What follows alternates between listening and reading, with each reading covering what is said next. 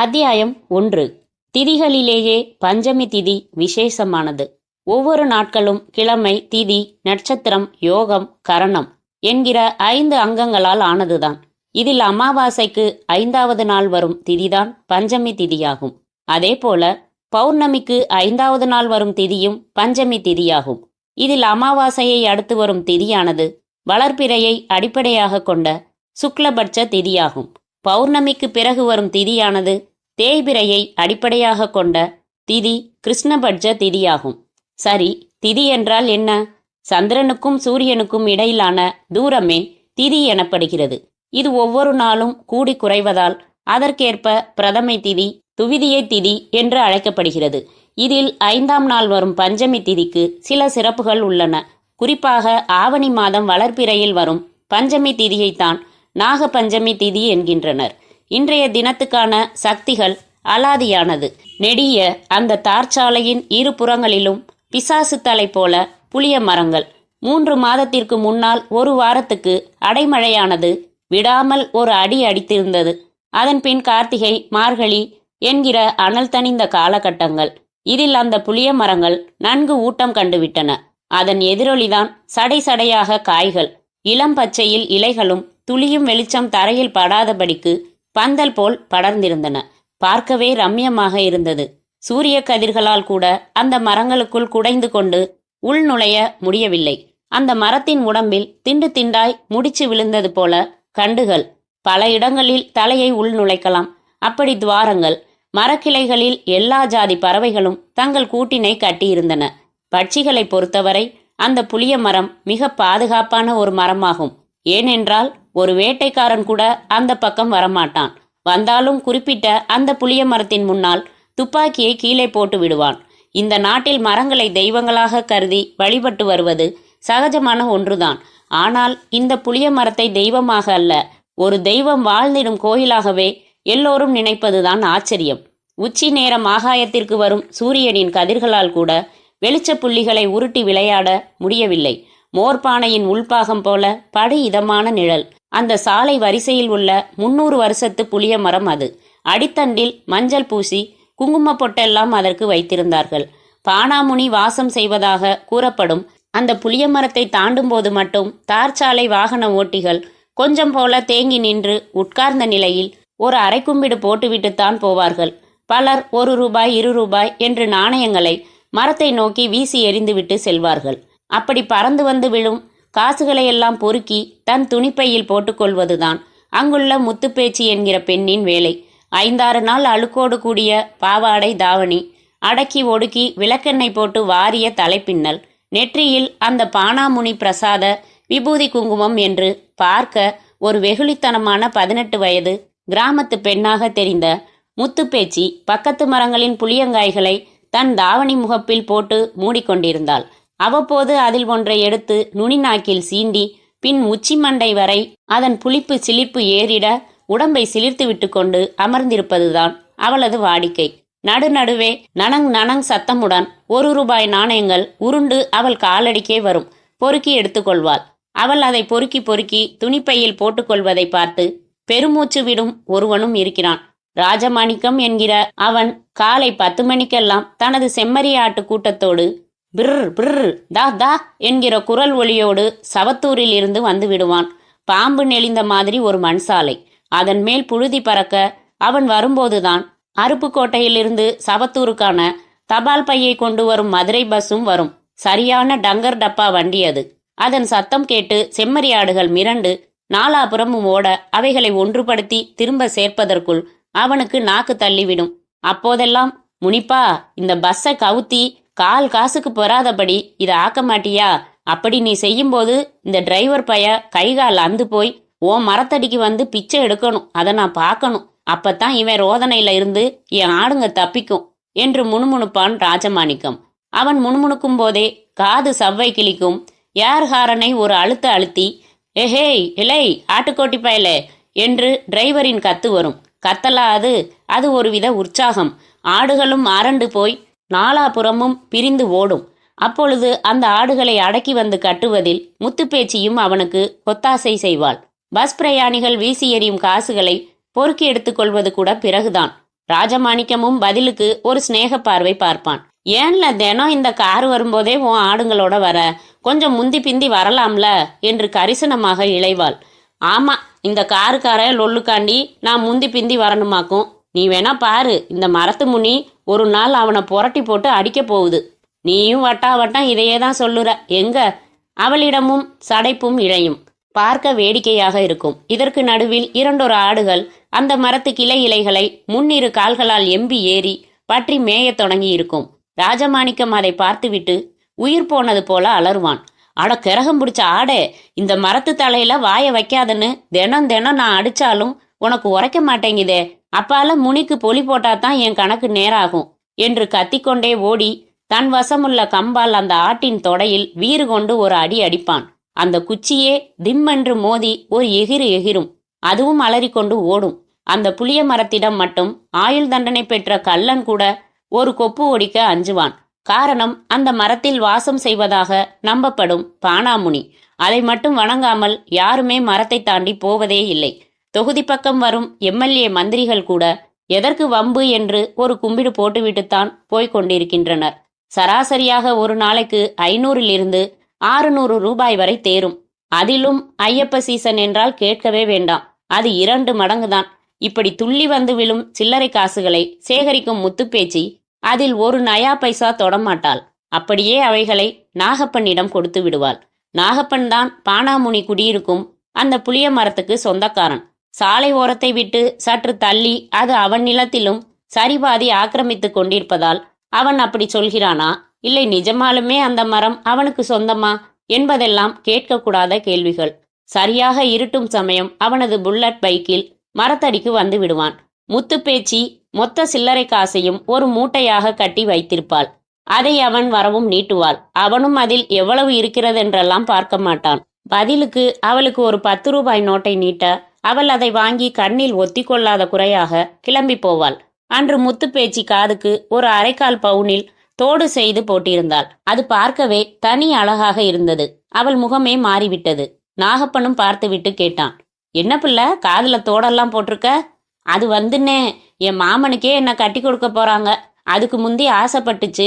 அதான் நீங்க தர்ற 10 ரூபாய்க்கு சீட்டு போட்டு இதை வாங்கினேன் என்றாள். அவன் அதை கேட்டு சிரித்தான். அப்போது கிட்டத்தட்ட இருட்டி விட்டது. தள்ளாடி கொண்டு தடி ஊன்றியபடி ஒருவர் அந்த மரத்தடியில் வந்து அப்பாடா என்று உட்கார்ந்தார். நாகப்பனும் பார்த்தான். யோ, யார் யாது என்று விசாரிக்கவும் செய்தான். நான் ஒரு பாத யாத்திரைக்காரனுங்க, திருச்செந்தூர் போய்கிட்டு இருக்கேன். கால் அசந்து போச்சு, அதான் இப்படி நிழலா பார்த்து உட்கார்ந்தேனுங்க. இங்கெல்லாம் உட்காரக்கூடாது, எழுந்திரி எழுந்திரி. சாமி, மரத்தடியில் உட்கார்றது ஒரு தப்புங்களா? சொன்னா புரியாதே உனக்கு. இது பானாமுனி குடியிருக்கிற மரம். இதுக்கு கீழே யாரையும் அது குந்த விடாது. உட்கார்றதும் தப்பு. எழுந்திரி எழுந்திரி. சரி சாமி, ஒரு 5 நிமிஷத்துல கிளம்பி போயிடுறேன். கிளம்பிடணும், ஆமா என்றபடி பைக்கை ஒரு உதைத்தான். அது தடதடக்க ஆரம்பித்தது. பேச்சியும் அந்த நபரை பார்த்தாள். பரிதாபமாக இருந்தது. முகத்தில் நெடுநாள் தாடி மீசை, நெடுந்தூரம் நடந்து வந்த களைப்பு வேறு, மரத்தடியில் ஏற்றி வைத்திருந்த ஊதுபத்தி வாசம் வேறு அவரை அப்படியே கிறக்கியது. மரத்தண்டின் மேல் அப்படியே சாய்ந்தார். முத்துப்பேச்சியும் அவர் கிளம்பி விடுவார் என்கிற நம்பிக்கையில் அங்கிருந்து புறப்பட்டாள். புறப்படும் முன் அவரை பார்த்தவள், பெரியவரே, இது சாமி மரம். இந்த பாதை வழியா போற வண்டிக்காரங்க காசு போடுவாங்க. அது சாமி காசு, நீ எடுத்துக்காத. காலையில நான் வந்து பொறுக்கிக்குவேன். மீறி எடுத்த பானாமுனி உன்னை பந்தாடிப்படும் என்றாள். அவர் அதை காது கொடுத்து கேட்கவே இல்லை. அப்படியே அயர்ந்து விட்டார். அத்தியாயம் 2. ஆவணி மாதம் வரும் நாகப்பஞ்சமி திதி அன்று முழுமையாக உபவாசம் இருந்து நாக சர்ப்பங்களுக்கு பாலும் பழமும் தந்து பூஜிப்பவர்களுக்கு சர்ப்பதோஷம் இருந்தால் நிவர்த்தியாகிவிடும். தோஷங்களில் கொடியது சர்ப்பதோஷம். ஒரு சர்ப்பத்தை பார்த்து பயந்து அதை தன் கரங்களால் கொன்றுவிடும்போது அப்படி கொன்றவரை பற்றி கொள்ளும் தோஷம்தான் சர்ப்பதோஷம் ஆகும். சர்ப்பம் என்பது காலும் கையும் அற்றது, வாயிலேயே விஷம் இருந்தும் உயிரோடு இருப்பது. இது ஒன்றுதான் உயிருடன் புழு பூச்சி தவளை என்று பிடித்து விழுங்க உள்ளது. எப்பொழுதும் இதனுள் உயிருள்ள பல உயிர்கள் தினம் அடங்கியபடி இருக்கும். மற்ற ஜீவராசிகள் கூட இறந்ததை தின்னும். ஆனால் சர்ப்பங்கள் அப்படியல்ல. இவை உயிர் விழுங்கிகள், இருளுக்குள் அடைந்து வாழ்பவை. சர்ப்ப பிறப்பு என்பது ஒரு வகையில் சாப பிறப்பாகும். அப்படிப்பட்ட சர்ப்பங்களை கொல்லும்போது அதன் சாபம் கொல்பவரை தொற்றிக்கொள்ளும். அதன் காரணமாக கொலை செய்தவருக்கான வாரிசுகள் சர்ப்பதோஷம் உருவாகும் காலகட்டத்தில் கருக்கொண்டு அதற்கேற்ப பிறப்பார்கள். இதை ஜாதகத்தை பார்த்து அறிந்து கொள்ளலாம். சர்ப்பதோஷம் உள்ள ஒருவருக்கு திருமண பிராப்தமும் சரி, பிள்ளை பேரும் சரி அபூர்வம். அப்படிப்பட்ட தோஷம் உள்ளவர்கள் அதிலிருந்து விடுதலை பெற உதவுவதுதான் நாக பஞ்சமி திதி. இந்த நாளில் எப்படி வழிபட வேண்டும் என்று வழிமுறைகள் உள்ளன. சவத்தூர் ஒன்றும் அவ்வளவு பெரிய ஊர் இல்லை. எண்ணி 100-150 குடிசைகள். அவ்வளவு பேரும் விவசாய குடிகள். முத்துப்பேச்சியின் வீடு சவத்தூரில் ஆற்றங்கரை ஓரமாக அமைந்திருந்தது. முன்னால் முருங்கை மரம் ஒன்று. அதில் அவர்கள் வளர்க்கும் ஆடு எப்பொழுதும் கட்டப்பட்டிருக்கும். அதை கடந்தால் சாணி மெழுகிய திண்ணை. திண்ணை மேல் முத்துப்பேச்சியின் அப்பன் எப்பொழுதும் கல் குடித்துவிட்டு போதையோடு கிடப்பான். உள்ளே உரலில் உலக்கை கொண்டு தானியம் இடுத்தபடி இருப்பாள் முத்துப்பேச்சியின் தாயான வடிவு. முத்துப்பேச்சி வரவும் தான் சமைக்க ஆரம்பிப்பாள். வாரத்துக்கு ஒரு நாள் தான் வெஞ்சினம். மற்ற நாட்களில் மிளகாயை கடித்து கொள்ள வேண்டியதுதான். அப்பன்காரன் துடியாக இருந்தால் நன்கு சமைத்து சாப்பிடலாம். அதற்கு தான் கொடுப்பினை இல்லையே. அன்றும் போதையில் கிடந்த அப்பனை பார்த்தபடியே வீட்டினுள் நுழைந்தாள் முத்துப்பேச்சி. அவள் கையில் வரும் வழியில் அவள் வாங்கி வந்திருந்த கப்பங்கிழங்குகள். அதை அப்படியே அடுப்பில் போட்டு சுட்டு திங்கலாம். வடிவும் கிழங்குகளை பார்த்த கையோடு அவளை பார்த்தாள். என்ன அத்தா அப்படி பார்க்குற? இல்லை, உன் முகத்துல ஏதோ ஒரு மாத்தம் தெரியுதே. மாத்தமா? என்ன அத்தா, மூக்கு நீளமா வளர்ந்துடுச்சா இல்லை உதடு பெருத்து போச்சா? அட போபில்ல. எங்க பிள்ளை அந்த காது தோடு? அம்மா கேட்கவும் காதை தொட்டு பார்த்தவளுக்கு பகீர் என்றது. ஒரு தோடு இருக்குது, ஒரு தோட்டை காணோம். எங்க பிள்ளை போச்சு? தெரியலையாத்தா? பாவி மவளை, 1300 ரூபா பிள்ளை அது. மரத்துக்கிட்ட தான் ஒருவேளை விழுந்திருக்கணும். என்ன பிள்ளை இப்படி பொறுப்பு இல்லாம சொல்ற?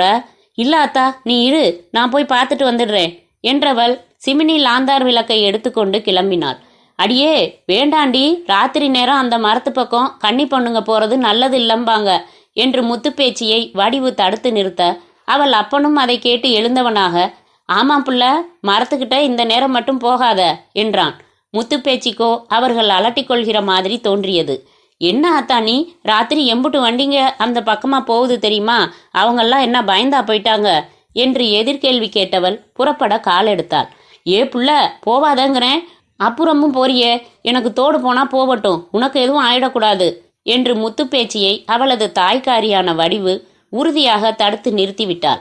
திண்ணையில் படுத்திருந்த அப்பனிடம் இருந்து ஓயாத இருமல் சத்தம் எரிச்சலாக வந்தது.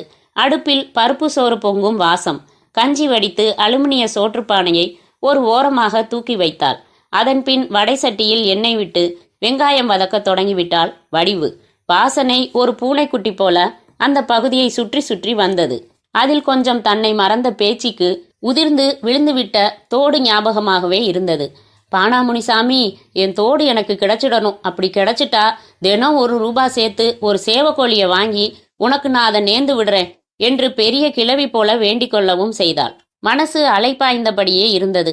வெளியே முருங்கை மரத்தண்டில் கட்டப்பட்டிருந்த ஆட்டுக்குட்டி வேறு கழுத்து மணி சத்தம் போட துள்ளி குதித்து கொண்டே இருந்தது. இது ஒன்று எப்ப பாரு சத்தம் போட்டுக்கிட்டு என்று நடுநடுவே சடைத்து கொண்டாள். சாதாரண நாளில் அந்த சத்தம் அவள் வரையில் சங்கீதம். இப்போது தோடு தொலைந்து போன துக்கம் எல்லாவற்றிலுமே அவளுக்கு சோகத்தை காட்டியது. மணி 8 ஆகிவிட்டது. அவளது அப்பன் இருசனுக்கு மணி அடித்தது போல பசிக்கும் நேரம் இது. இருமலுக்கு நடுவே அடுப்பு பக்கம் பார்வையை விட்டான். வெங்காயம் வதக்கி அதை ஒரு அலுமினிய தட்டால் மூடியிருந்தாள் வடிவு.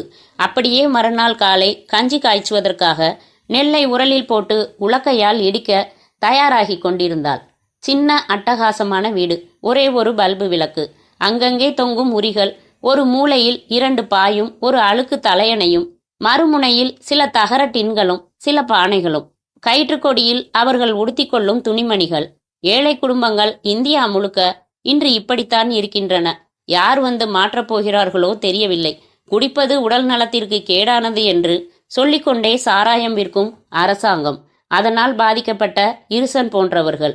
இருசன் தனது 8 மணி கூக்குரலை வெளிப்படுத்த ஆரம்பித்தான். அடியே வடிவு, இன்னமா சோறு ஆகல என்று கவிதையாக கேட்டான். அவளும் நிமிர்ந்து பார்த்தாள். இடிச்சேன்னா போய் எரவானத்துல விழுவ, குடிகார நாய். பொட்டாச்சி சம்பளத்துல சோறு திங்கிற உனக்கு எகத்தாளமா என்று மனதுக்குள் அவனை சபித்தாள். வா வந்து கொட்டிக்க என்றாள். அப்படியே திண்ணை மேல் குத்துக்காலிட்டு சோகச் சிலையாகிவிட்ட பேச்சியையும் அழைத்தாள். ஏ குட்டிச்சிருக்கி, உன்னை என்ன தனியா கூப்பிடவா? நீயும் வந்து கொட்டிக்க. நாளைக்கு அந்த காது தோட்டையும் தொலைச்சிட்டு வா, அப்பதான் உடம்புல தெம்பு இருக்கும் என்று கொஞ்சம் அவளை கொம்பு சீவி விட்டாள். சுரீர் என்றது முத்துப்பேச்சிக்கு. அப்போது வெளியே படப்பு வேலி அருகில் நிழலாடியது. யாரது என்றாள் வடிவு. கோடாங்கி கோவிந்தசாமி தான், வேற யாரு என்கிற பதிலோடு ஒரு உருவம் முன் வந்தது. 70 வயது நிரம்பிய கிழட்டு உருவம். தாடி மீசையும் புதர் போல வளர்ந்து கிடக்க, நெற்றியில் விபூதியை சுவற்றுக்கு வெள்ளை போல அடித்திருந்த அந்த மனிதரை பார்க்கவும் வடிவுக்கு சினிப்பி கொண்டு வந்தது கோபம். நீ ஒருத்தன்யா, தினம் இந்த ஆள் கொட்டிக்கிற நேரத்துக்கு வந்துடு என்றாள் சலிப்பாக. கோடாங்கியும் ரோஷக்காரர்தான். முகம் கோடி போனது அவருக்கு. சில நொடிகள் முருங்கை மரத்தடியில் நின்றவர் சட்டென்று ரோஷப்பட்டவராக திரும்பி நடக்கத் தொடங்கினார். அது முத்துப்பேச்சியை சங்கடப்படுத்திவிட்டது. கோடாங்கி நில்லுங்க என்றாள். அவரும் நின்றார். வாங்க, வந்து சாப்பிட்டுட்டு போங்க. அம்மா எப்பவும் இப்படித்தானே பேசுது, இன்னைக்கு என்ன ரோஷம் என்று வடிவையும் பார்த்தபடி கேட்டாள். இல்ல தாயி, விட்டுரு, நான் ஒரு வெக்கங்கட்டவன் என்றார் கோடாங்கி. இப்ப நீங்க வரலன்னா உங்க பின்னாலேயே நானும் வந்துடுவேன் என்றாள். அதற்கு அடங்கி திரும்பி நடந்தார். பார்த்து கொண்டே இருந்த வடிவுக்கு ஒரு பக்கம் பரிதாபமாகவும் இருந்தது. இன்னொரு பக்கம் அதற்கும் தினம் சோறு போடுவதால் அது சுகம் கண்டு விட்டதோ என்றும் தோன்றியது. கோடாங்கி மௌனமாக வந்து அமர அதற்கும் சேர்த்தே ஒரு தையல் இலையை எடுத்து போட்டவள் முதல் காரியமாக வெங்காய வதக்கலை வைத்தாள். எண்ணெயில் வெந்திருந்த அதன் வாசம் கோடாங்கியை எல்லாவற்றையும் மறக்க செய்துவிட்டது. அதன் பின் கொதிக்க கொதிக்க பருப்பு சோறு. ஒரே சோறுதான். அதற்கு குழம்பு ரசம் என்கிற சேர்க்கைகள் கிடையாது.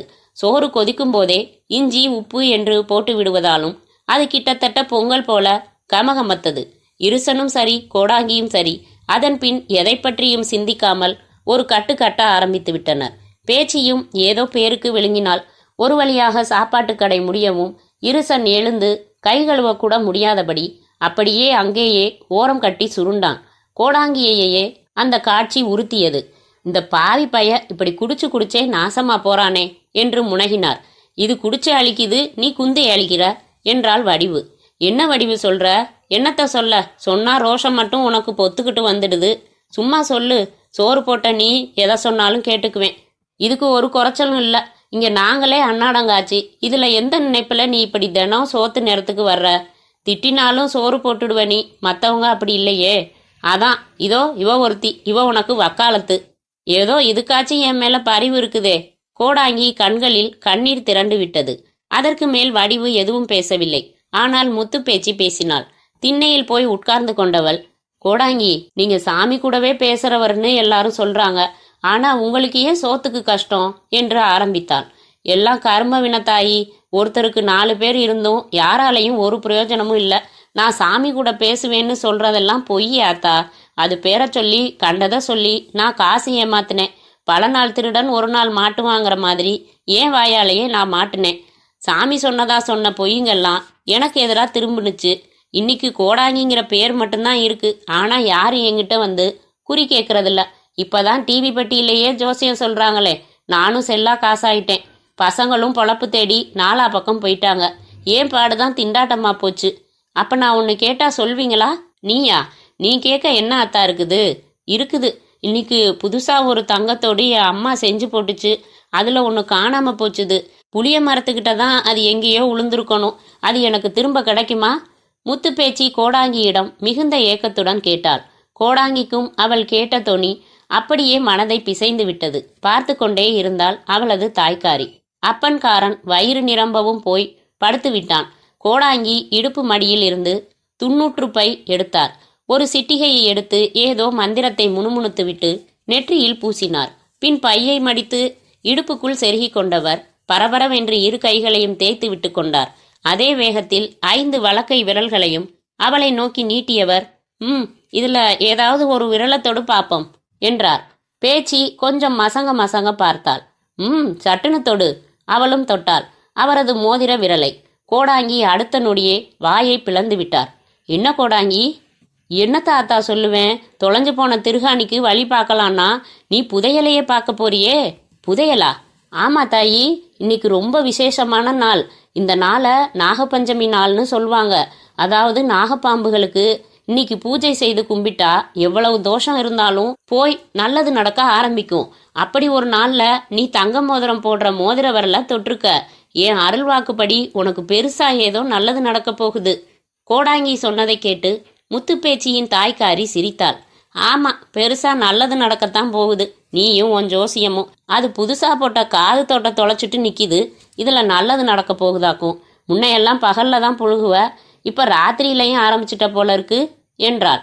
கோடாங்கி முகம் அநியாயத்துக்கு சிரித்து விட்டது. முத்து பேச்சியும் தாய்க்காரியின் கிண்டலால் பாதிக்கப்பட்டது போலானாள். கோடாங்கி, நீ அம்மா பேச்சை எடுத்துக்காத, அதை பத்தி தான் உனக்கு தெரியுமே என்றாள். சத்தியமா ஆத்தா, நான் இப்ப பொய் சொல்லல, நீ பார்க்கத்தான் போற என்ற கோடாங்கியின் கண்களில் கண்ணீரே திரண்டு விட்டது. அத்தியாயம் 3. இன்றைய உலகில் எவ்வளவோ வகை சர்ப்பங்கள் உள்ளன. அவைகளில் முதலில் பிறந்த சர்ப்பம் சேஷன் எனப்படுவதாகும். சேஷனை தொடர்ந்து வாசுகி, ஐராவதன், தக்ஷகன், கார்கோடகன், தனஞ்சயன், காரியன், மணிநாகன், ஆபுரணன், பிஞ்சாகன், ஏலாபுத்திரன், வாமன், நீலன், கல்மாஷன், கபலன், ஆரியகன், கலசபோதகன், உக்ரகன், ததிமுகன் என்று 18 நாகங்கள் தோன்றின. இவைகள் கொடிய விஷமுள்ள நாகங்கள். அளவற்ற சக்தியை உடைய இவைகளை வழிபடுபவர்களுக்கு இந்த நாகங்கள் உதவவும் செய்தன. அதே சமயம் நாக இனத்துக்கு எதிராகவும் அதனை அழிக்கவும் முனைபவர்களை இவைகள் பழிவாங்க தவறியதே இல்லை. மணி 10 இருக்கும். சவத்தூருக்கு பக்கத்து ஊரான பாண்டிய ராஜபுரத்தில் ஒரு நூற்பாலை இருக்கிறது. அதன் சங்கு பிடிக்கும் நேரம் அது. வேலை முடிந்து ஊழியர்களும் கூட்டம் கூட்டமாக திரும்புவார்கள். அந்த ஆலைச்சங்கு கிட்டத்தட்ட சுற்று வட்டாரம் முழுக்கவே கேட்கும். சவத்தூரிலும் கேட்டது. சங்கு சத்தம் கேட்டவுடன் முத்துப்பேச்சியின் தாயான வடிவு தன் குடிசையை சுற்றி ஒரு ரவுண்டு வருவாள். கொள்ளையில் கட்டியிருக்கும் பசுவுக்கும் கன்றுக்கும் தண்ணீர் குறைந்திருந்தால் நிரப்பிவிட்டு அப்படியே அகத்திமரத்தில் கட்டப்பட்டிருக்கும் ஆட்டையும் ஒரு பார்வை பார்த்துவிட்டு கோழிகளையும் கூடைக்குள் அடக்கி கூடை மேல் ஒரு கல்லை வைத்துவிட்டு போய் படுத்துக்கொள்வாள். வாளர்ந்த தெருநாய் ஒன்று தெருவில் சுற்றி கொண்டிருக்கும். புதிதாக எந்த ஒரு நபரை பார்த்தாலும் அது ஒரு குறை குறைக்கும். அப்படி அது குறைக்கும் சத்தம் கேட்கும்போது விழித்து கொள்வாள். ஏனென்றால் கோழி திருடர்கள் ஈரப்போர்வையுடன் வந்து கூடைக்குள் இருக்கும் கோழிகளை அப்படியே போர்வைக்குள் போட்டு அமுக்கி பிடித்து கொண்டு ஓசைப்படாமல் ஓடிவிடுவார்கள். சிலர் ஆட்டுக்குட்டியை அவிழ்த்து கொண்டு அதை தோளில் தூக்கி போட்டுக்கொண்டு ஓடுவார்கள். வடிவு இப்படி பல ஆடு கோழிகளை இழந்திருக்கிறாள். ஆலைச்சங்கு சத்தம் கேட்கவும் அதெல்லாம் தான் நினைவுக்கு வந்தது. அவள் கணவனோ திண்ணை மேல் பெரிய குரட்டைக்குள் மிக ஆழ்ந்த உறக்கத்தில் இருந்தான். பாழா போன குடி பல ஆண்களை இப்படி படுத்த படுக்கையாகவே வைத்திருக்கிறது. ஒரு இளவுக்கும் பிரயோஜனம் இல்லை. அகத்தி மரத்து ஆட்டுக்குட்டியை இறுக்கி கட்டிவிட்டு கூடைக்குள் கோழியை அடக்க அவள் முனைந்தபோது கோழி அவளுக்கு அடங்காதது போல தெருப்பக்கமாக ஓடிப்போனது. அது முத்துப்பேச்சிக்கு மிக வசப்பட்ட கோழி. அவளும் அதன் பின்னேயே சென்று பா பா பா என்று சொல்லி பிடித்து கொண்டு வந்து விடுவாள். கோழி ஓடி செல்லவும், எடுபட்ட நாயே, ஓடியா போற, இரு நாளைக்கே காலை ஒடிச்சு சூப்பு வைக்கிறேன் என்று முணங்கியவள், ஏபிள்ள முத்துப்பேச்சி என்று தூங்க போய்விட்ட முத்துப்பேச்சியை அழைத்தாள். ஆத்தா என்றபடியே அவளும் வெளியில் வந்தாள். அங்க பாருடி, அந்த நாதாரி கோழிய போய் பிடிச்சுக்கிட்டு வந்து பஞ்சாரத்தில் அடைச்சிவிட்டு வந்து படு, எனக்கு உடம்பே அசந்து போச்சு என்றபடியே உள்ளே போனாள். முத்துப்பேச்சிக்கு சலிப்பாக இருந்தது. பாழாய் போன கோழியை சபித்தபடியே நடந்தாள். தூக்கம் கண்களை சுழற்றிற்று. தா வந்துரு, ஏன் இப்படி ராத்திரி நேரத்துல உசுர வாங்குற, வந்துரு, அட வந்துருன்னா என்றபடியே அதன் பின்னால் சென்றாள். அதுவே முன்னே பின்னே சென்றது. அட வானா கிறகம் பிடிச்ச கோழி என்று அவிழ்ந்து கொண்ட கொண்டையை எடுத்து கட்டி கொண்டாள். அதுவும் போனால் போகிறது என்று நின்றது. போய் ஒரே பிடியாக பிடித்தாள். நாசமுத்து போனதுவே, ஏன் இப்படி படுத்துற, ராத்திரியில இப்படி நடக்க வச்சிட்டியே என்று அதை பார்த்து முணங்கியவளுக்குள் சட்டென்று ஒரு எண்ணம். அப்படியே புளிய மரத்தடி வரை போய் தொலைந்து போன தோட்டை இப்போதே தேடினால் என்ன என்று தோன்றியது. விடிந்து அங்கே போவதற்குள் யாராவது பார்த்து எடுத்துக்கொண்டு விட்டால் என்ன செய்வது என்கிற சந்தேகமும் பயமும் வேறு வந்து அவள் கண்ணை கட்டியது. எப்படியும் அம்மா கட்டையை கிடத்தியிருப்பாள். எனவே இதுதான் சாக்கு என்று போய் பார்த்துவிட துணிந்தவள் அப்படியே திரும்பி நடக்க ஆரம்பித்தாள். அந்த புளிய மரத்தடியில் ஒரு பெரிய அகல் விளக்கு, இரு பக்கம் செங்கல் தடுப்பு இருக்க காற்றில் அணைந்து விடாதபடி எரிந்து கொண்டிருந்தது. புளிய மரத்தண்டின் மேல் சாய்ந்திருந்த அந்த வயதான பாத யாத்திரைக்காரர் மேல் அவ்வப்போது சாலையில் போகும் கார் பஸ்களின் ஹெட்லைட் வெளிச்சம் மட்டும் பட்டு பட்டு அவர் கண்கள் கூசின. அப்போதெல்லாம் கண்களை கசக்கி கொண்டார். எப்பொழுதும் இறுதியாக 10:30 மணிக்கு ஒரு பஸ் வரும். அதன் பிறகு பெரும்பாலும் வாகனங்கள் அந்த பக்கம் வராது. மில்வேலை முடிந்து வருபவர்கள் கூட 10:30க்குள்ளாகவே வந்து விடுவார்கள். காரணம் புளிய மரமும் அதன் பானாமுனியும் தான். அந்த இரவு நேரத்தில் மரத்தை விட்டு பானாமுனி வெளிப்பட்டு அந்த பக்கமாக நடமாடத் தொடங்கும் என்றும் அதன் பார்வையில் அப்போது யார் பட்டாலும் சரி அவர்கள் கதை அவ்வளவுதான் என்பதும் தான் ஊரின் நம்பிக்கை. இதெல்லாம் முத்துப்பேச்சிக்கும் தெரியும். இருந்தும் அவளது தங்கத்தோட்டு ஆசை முன்னால் அந்த நம்பிக்கை சார்ந்த விஷயங்கள் மிக பின்னால் சென்றுவிட்டது. ஆவலாக கோழியோடு முத்துப்பேச்சி வந்தபோது அந்த பாத யாத்திரைக்காரர் அப்படியே மரத்தின் மேல் சாய்ந்த நிலையில் அயர்ந்து தூங்கிக் கொண்டிருந்தார். நீட்டி கிடந்த காலின் பாதங்களில் அங்கங்கே கொப்புளங்கள். பாத யாத்திரை என்றாலே கொப்புளம்தான், கால் வீக்கம்தான். மெல்ல கோழியை அணைத்தபடி வந்த பேச்சி முதல் காரியமாக கோழியை அங்கே கிடந்த ஒரு கயிற்றை கொண்டு விளக்கு செங்கலில் அதை கட்டி போட்டாள். பின் அந்த பெரிய அகல் விளக்கை கையில் எடுத்துக்கொண்டு அப்படியே அங்கே தரை முழுக்க தோடு கிடக்கிறதா என்று பார்க்க ஆரம்பித்தாள். சில்லறை காசுகள் தான் கண்ணில் பட்டன. பொறுக்கி எடுத்துக்கொண்டவள் விடாமல் மரத்தை சுற்றி சுற்றி வர ஆரம்பித்தாள். லேசாக ஏதாவது மஞ்சளாக மின்னினாலும் எடுத்து பார்த்து பின் ஏமாந்தாள். ஒரு அபாயகரமான சூழலில் இருக்கிறோம் என்கிற பயமே எதனாலோ அவளிடம் துளி கூட இல்லை. பாத யாத்திரைக்காரரும் கிட்டத்தட்ட அப்படித்தான். நெடுநேரம் சுற்றி சுற்றி வந்து தேடியும் அந்த தோடு அகப்படவில்லை. வெறுப்பாக இருந்தது. அதே சமயம் 12 மணி நடுநிசிக்கான சங்கு பிடிக்கும் சத்தம் மெல்லிசாக கேட்க ஆரம்பித்தது. அப்பொழுதுதான் அவளுக்கு நெடுநேரமாக அங்கே தேடிக்கொண்டிருப்பதே தெரிய வந்து கையை உதறிக்கொண்டாள். இனியும் அங்கே காலம் கடத்துவது முட்டாள்தனம் என்று எண்ணியவள் கோழியை எடுத்துக்கொண்டு திரும்பலாம் என்று எண்ணி கோழியை கட்டிய செங்கல் அருகே வந்தபோது பகீர் என்றது. கோழி அருகில் படம் விரித்த நிலையில் 12 அடிக்கு குறையாத நீளத்தில் நாகம் ஒன்று. விளக்கு வெளிச்சம் கோழி மேல் பட்ட நொடி அப்படியே ஒரு கவ்வு கவ்வி பிடித்தது. பேச்சு வெலவெலத்து போனாள். அதன் மொத்த உடலும் வளைந்து நெளிய கோழி தன் சிறகினை படபடவென்று அடித்து கொண்டது. ஆனால் பயனில்லை. அந்த நாகம் 2 விலங்கில் அதன் மொத்த உடம்பையும் தொண்டையை கடத்திவிட்டது. பேச்சிக்கு அடுத்த நொடி மயக்கமே வந்துவிட்டது. அப்படியே சுருண்டு விழுந்தாள். அதே சமயம் மரத்தில் சாய்ந்த நிலையில் தூக்கத்தில் இருந்த அந்த பாத யாத்திரைக்காரரிடம் சட்டென்று ஒரு விழிப்பு. கண் விழித்தவர் எதிரில் ஒரு கருப்பு உருவமாக பேச்சு மயங்கி விழுந்து கிடக்க, நாகமானது கோழியை விழுங்கி கொண்டிருந்த காட்சி அப்படியே அவரை சில்லிட வைத்து விட்டது. கனவு போல தோன்றினாலும் அது ஒரு நிஜம் என்பதை அந்த நிலையிலும் உணர்ந்தவர் பயத்தில் அப்படியே சிலை போல அமர்ந்தே கிடந்தார். தான் அசைந்தாலோ எழுந்தாலோ பாம்பின் கவனம் தன்மேல் திரும்பி தனக்கு விபரீதம் ஏற்படலாம் என்பதை அனுமானித்தவர் முதலில் இருக்க கண்களை மூடிக்கொண்டார். உள்ளுக்குள் கந்தசஷ்டி கவசமும் சொல்ல ஆரம்பித்து விட்டார். உடம்பில் வீணை தந்தி நரம்பு போல ஒரு மெல்லிய நடுக்கம். சிறிது நேரம் வரை அசையாமல் கொள்ளாமல் சிலை போல கிடந்தவர் மெல்ல, மிக மிக மெல்ல அரை கண்களை திறந்து பார்த்தார். அப்போதுதான் அந்த அரிய காட்சி அகல் வெளிச்சத்தில் கண்களில் பட்டது. மயங்கி கிடக்கும் முத்துப்பேச்சியின் மேல் அந்த நாகம் பரவி கொண்டிருந்தது.